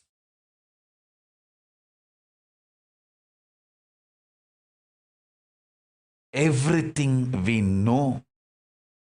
See, for thousands of years, our ancient enlightened rishis did so much of research and development and developed this great civilization. Just by stealing the conscious sovereignty from us, everything is stolen. These missionary militants and militant missionaries, they know I am going to revive, reinstall the conscious sovereignty to Hindus. Make Hindus awaken to the conscious sovereignty. That is why so much of assassination attempts on me. By the grace of Paramashiva, Kalabhairava is protecting me. And I am revealing these truths to all of you. And I am telling you, once I set the model community, it will spread all over the world. It will just spread all over the world. Even those parents who got brainwashed by the missionary militants will come back. No, Swamiji, forgive me. I made a mistake. I did a mistake. I think my kids should grow in Gurukul.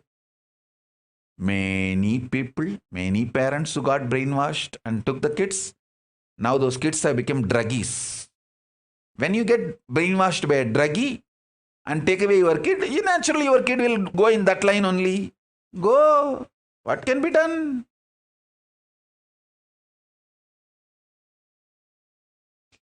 Those kids who withstood, I want to tell all those kids who withstood. Hey, I tell you guys, I can name all those kids who withstood all this brainwashing and stood strongly. And those parents, I want to tell you all who withstood this brainwashing and threat and stayed back with me in Kailasa. You guys are blessed. I can name each one of you.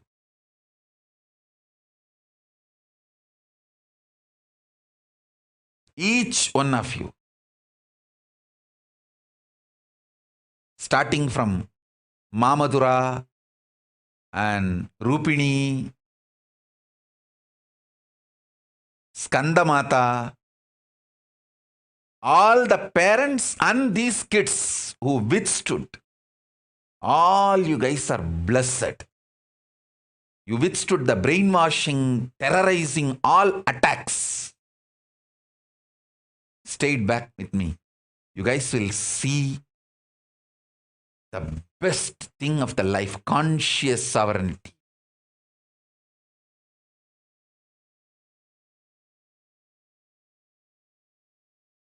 Listen.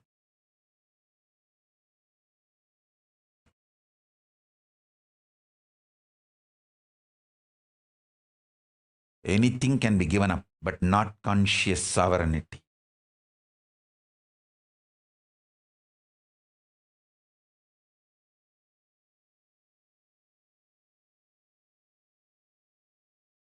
Somebody asks, Prabhupada, how many of you know Srila Prabhupada, one of the greatest devotee of Bhagavan Sri Krishna, came to planet Earth, who revived the Krishna consciousness on the planet Earth. I want all of you to read his biography. Somebody asked him, see, he came to West all alone in the ship, had heart attack in the ship while he was traveling to US, but finally reached US and established the Krishna Conscious Society ISKCON, revived, went back to India, built so many temples, and during his last period, before leaving his body, those few days, somebody asked him, whom you think is your best devotee, to whom you want to give the credit of the best tyaga, sacrifice, devotion, whom you will name, who you will name in your list. He says, I have so many people I have to name. The first name will be one watchman, security guard, with a deep devotion, without getting any salary, just protected my Guru Parampara hut.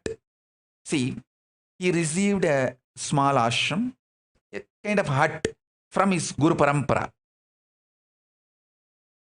which was practically abandoned when he left India and came to US. It was a small ashram, like a hut. He may not even be legally owning it. It's given from his guru to him. There was nobody to maintain. One devotee, this great Srila Prabhupada, was not even having money to pay him salary. But just out of his love and devotion for Prabhupada, he protected that ashram. Now that ashram has become a huge samrajya. He says, that guy who protected the root when I was away, I feel he is the first name I should mention. Because that one person protected, you see, that building, that small hut, still there, it is there in Mayapur. Now where they are building the world's largest temple, Hindu temple, is getting built there. Billions of dollars is being poured and built, getting built there. You go and study, you will understand what I am talking. That small hut, Prabhupada says, that hut is the connection between the glorious past and the glorious future. That's the connecting point. All I inherited from the glorious past and all the ISKCON, all the things ISKCON is going to manifest for the glorious future of the humanity. This hut was the building, this hut is the bridge. So who protected that hut as a watchman? For those, I think 10 years he was outside India. Those 10 years, who protected that hut.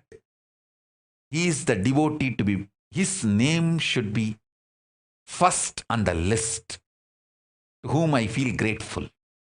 I wanted to tell you all, Tejomayananda sitting all alone in SSJP, Madurai SSJP, and protecting. Abhiramananda sitting all alone in Rajabalayam and protecting the ashram. Sushant sitting all alone and sitting and protecting Rajabalayam Adinam, that Siddha garden forest land. Inside forest, of course, it's our private land, inside forest.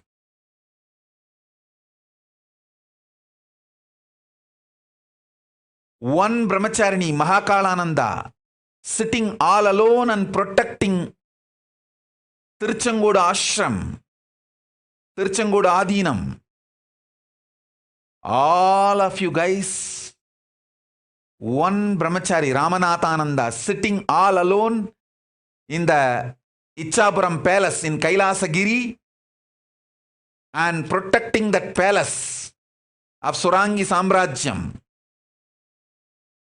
Ramanathananda, all of you understand, you guys are going to be the first name when I make the list, to whom I will be grateful, because you guys are protecting the glorious past and the glorious future I am going to manifest. The bridge. Listen. Once this pandemic is over, I start Paramashiva's, with the Paramashiva's grace, I start meeting public and start initiating people, and the Gurukul manifests. All this happens in few years. We will have millions of Kailasavasis. And each of these ashram will be overpopulated. Biddi alone will have at least 10,000 residential Adinavasis. Rajabalayam will be having 200 minimum. Rajabalayam, the Siddha garden, will be having 100. Doing agriculture, growing the spiritual Hindu medicine herbs. Madurai SSJP will be overflowing. Ichapuram Palace will have a Rajavidya Gurukul with at least 10,000 kids. All this will simply manifest in next few years. This glorious future and the glorious past, this connecting bridge. That bridge, whoever is protecting now, all you guys are blessed. The parents who withstood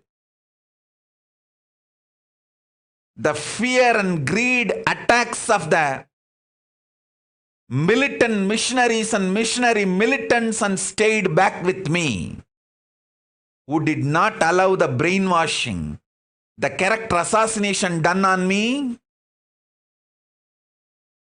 and the character assassination done on Gurukul. All of you are blessed. Shilpa, tell Anil, both you guys are blessed. I can name each one. All those kids are also blessed. All those parents are also blessed. And all my sannyasis who are sitting in each of these properties and protecting, doing the watchman job, all of you are blessed. Be very clear. Even you guys don't know what you are protecting.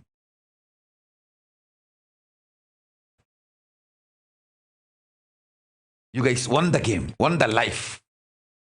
You guys will receive the best things: conscious sovereignty, health, wealth, name, fame, fulfillment.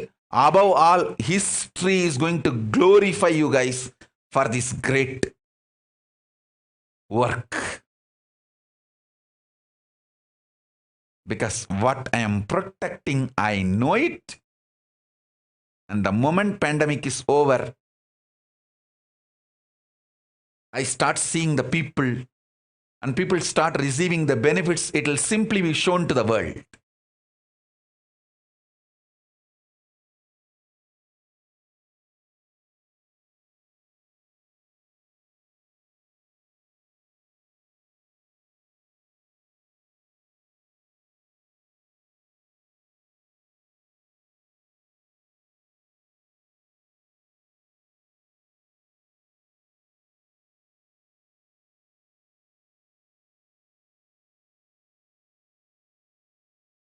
I'm just waiting for the pandemic to be over and the flight services to resume. The moment it starts, you guys will receive invitation. Soon I will be releasing the video, beautiful video. Me walking in the Kailasa forest, beautiful forest. And Shiva Yoga holding my Trishul and walking behind me. And that Shiva Yoga's pet, that lion cub, jumping and trying to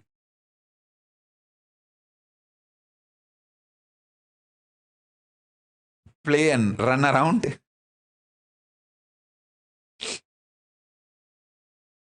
You guys will receive the video. I'm just waiting for the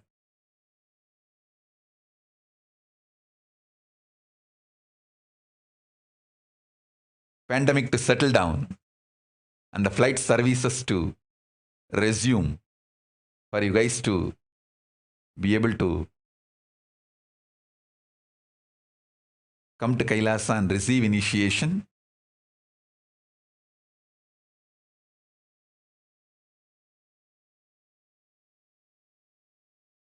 Once I start manifesting, then the world will realize the power of conscious sovereignty. The power of conscious sovereignty need to be given to people. As I said, in every dimension, there are different methodology to work. The dimension of length, logic, analysis, understanding is the methodology to reap the best benefits of the length dimension. Best methodology to reap the benefits of the breadth dimension. Heart is to love, love, love.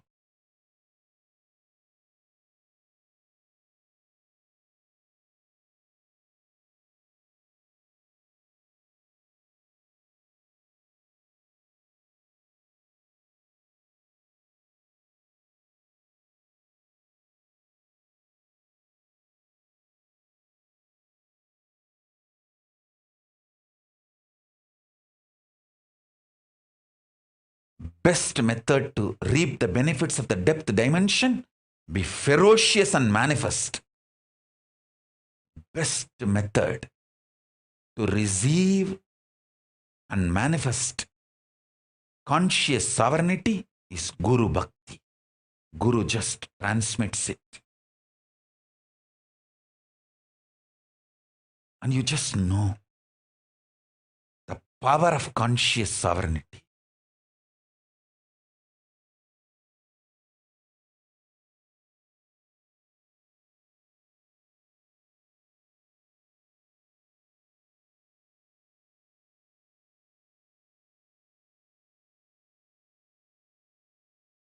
No negotiation, no political bargaining can bring conscious sovereignty.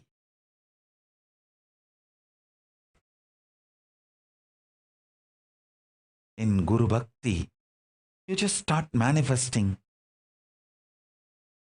the consciousness in which Guru is residing, and you reclaim, yes, I am also consciously sovereign.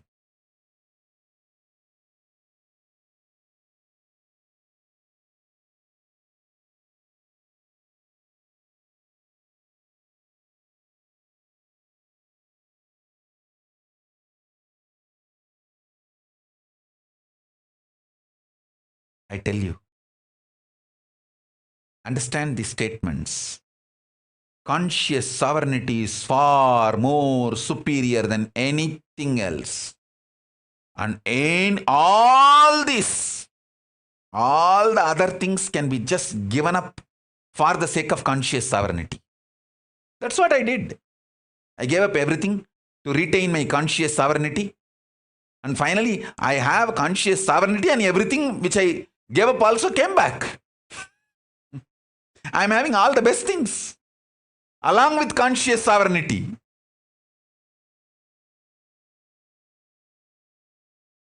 So don't give up conscious sovereignty for anything. You will have conscious sovereignty and all the things.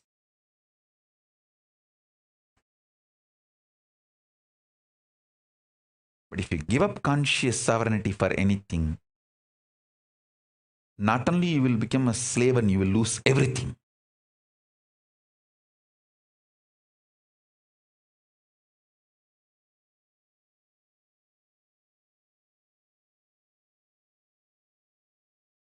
I'll show you guys by making my kids manifest this conscious sovereignty and the powers. I'll prove to you guys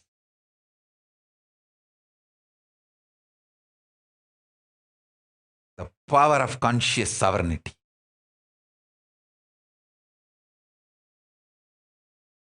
To protect which I went through all these struggles. So much of attacks, abuses.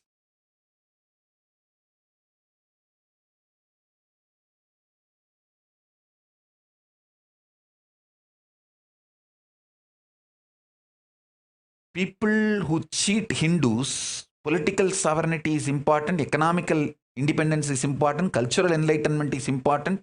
So drop the conscious sovereignty. They are not going to finally give you even the other things they promised to give you. They will take away your conscious sovereignty. Then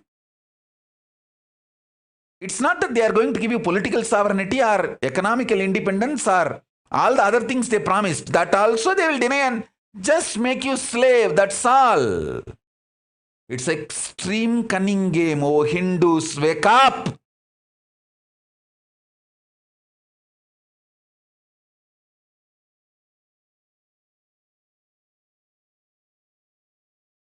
I want you all to contemplate on this deeply. Do Vakyartha Sadas, Jivartha Sadas on every statement I uttered.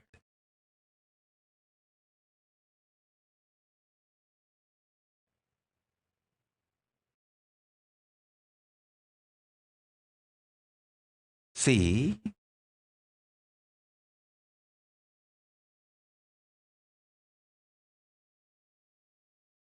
one brahmacharini all alone sitting in Tiruchengodu Adinam and protecting that property. If she thinks, oh, I can be more productive than just protecting this property based on her selfish idea, if she thinks, she may not live there. But she understands the glory of the past and the glory of the future. It's going to manifest. She is protecting the bridge she knows. One brahmachari sitting and protecting the Ichapuram palace. One brahmachari remotely sitting and protecting Tanjavur Adinam. All of you understand, you guys are blessed and you are going to be part of the history.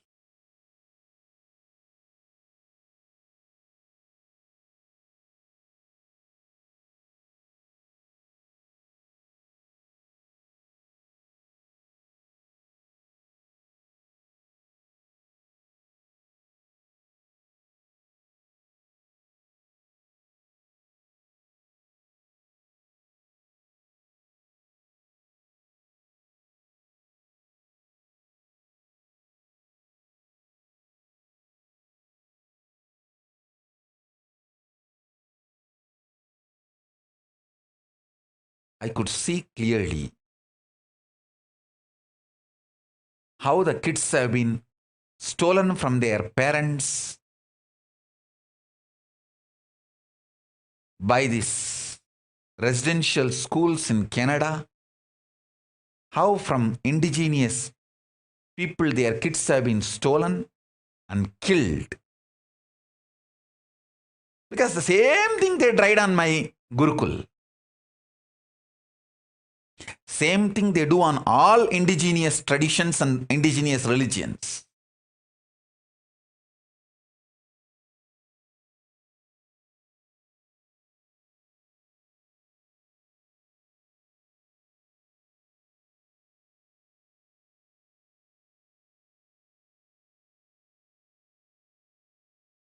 When you believe, I've seen now many parents are repenting that they allowed their kids to come out of Gurukul, or they took their kids from Gurukul. What can I do? You believed a druggist words, druggist ideas, and their words they uttered. So naturally you will fall into their consciousness and you will manifest their life. So go. What can I do? Whoever believed my words, you will vibrate with my consciousness and you will experience sovereignty of consciousness, conscious sovereignty. That's all.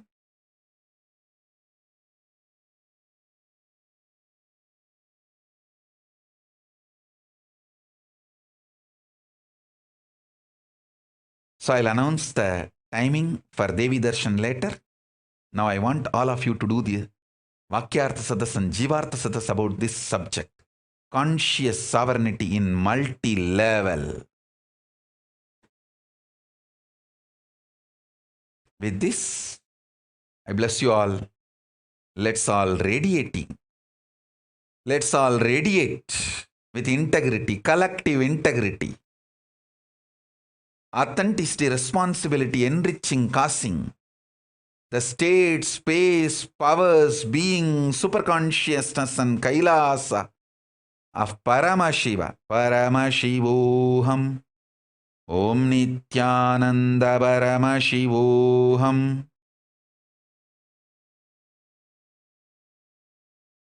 I bless you all.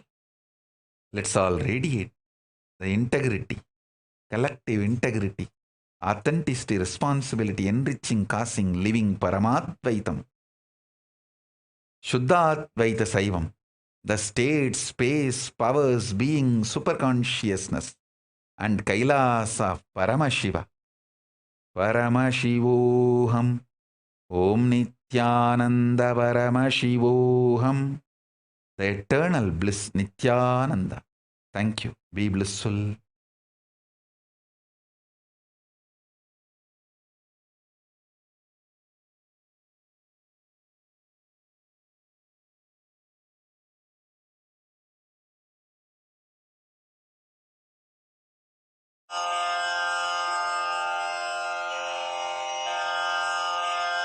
श्रीकैलासोन्नतद्वादशान्तश्यामलापीठारूढा श्रीमीनाक्षिसुन्दरेश्वरा भिन्नस्वरूपा परशिवपुत्ररत्न Kumar गुरुमण्यतुल्यावतार श्रीपार्वतीस्तन्यपानलब्धदिव्यज्ञान विश्रुतसकलनिगमागमसारभूत Dravid वेद प्रवक्त्रे श्रीमत्परमशिवकरुणासमधिगत मुक्तामय चतुरश्रयान गीयमान छत्रचामर श्रीचिह्नकाहलादि समस्त बिरदावल्यलङ्कृत ज्ञान विज्ञान चक्रवर्ती सर्वजन संघ सद्यो निर्वाण दीक्षा व्ययापवर्गवर्ष विश्राण जीमूत परमत कलभ केसरी शैव सिद्धांत स्थापनाचार्य श्रीराजाधिराज पांड्य महाराज गुरु क्षपण शाक्यादि महांधकार निवारण ज्ञान भानु वीक्षणानर्हार्हध्वजोच्छेदनपूर्वकः श्रीमद्वृषभध्वजस्थापक शैव समयकर्त्रे सर्वज्ञपीठारूढ श्रीजगद्गुरु श्रीज्ञानसम्बन्धदेशिकस्वामि वागीशसुन्दरमाणिक्यवाचकस्वामिनाम् अवतारभूत श्रीज्ञानसम्बन्धस्वामि पुनरुद्धृत श्यामलापीठ सर्वज्ञपीठ त्रिनवत्युत्तरद्विशततम गुरुमहासन्निधान अरुणगिरियोगीश्वर परम्परागत अरुणाचल सर्वज्ञपीठ गुरुमहासन्निधान कैलास परम्परागत काञ्ची कैलास सर्वज्ञपीठ त्रयस्त्रिंशदुत्तरद्विशततम गुरुमहासन्निधान नित्योत्सव नित्यमङ्गल नित्यकल्याण नित्यरजित कैलास परम्परागत आदिकैलास नित्यानन्दपीठ महासंस्थान महासिंहासन पीठकर्तः साक्षात् श्री परमशिव समुद्भूत कैलास परम्परागत वैवस्वतमनु इक्ष्वाकु हरिश्चन्द्र भगीरथ श्रीरामचन्द्र शूरसेन इत्यादि अनवच्छिन्न सार्वभौम चक्रवर्ति परम्परागत चतुष्षष्टि योगिनी मण्डित चतुष्षष्टि सम्प्रदाय प्रवर्तक मनुधर्मशासन सूर्यवंश प्राप्त सर्वज्ञपीठ सुराङ्गि साम्राज्य मूर्धाभिषिक्त चूडा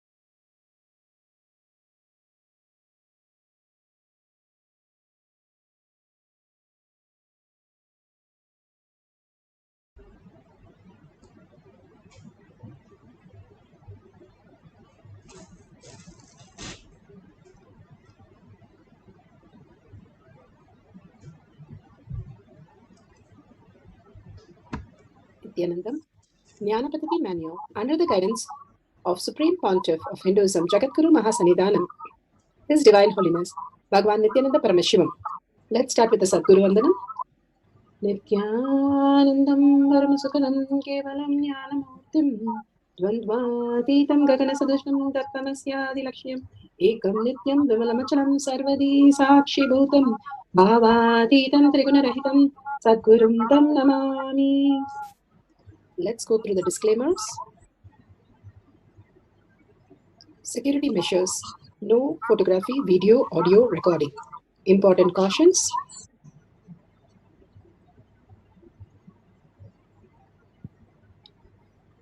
Please be aware of the important cautions.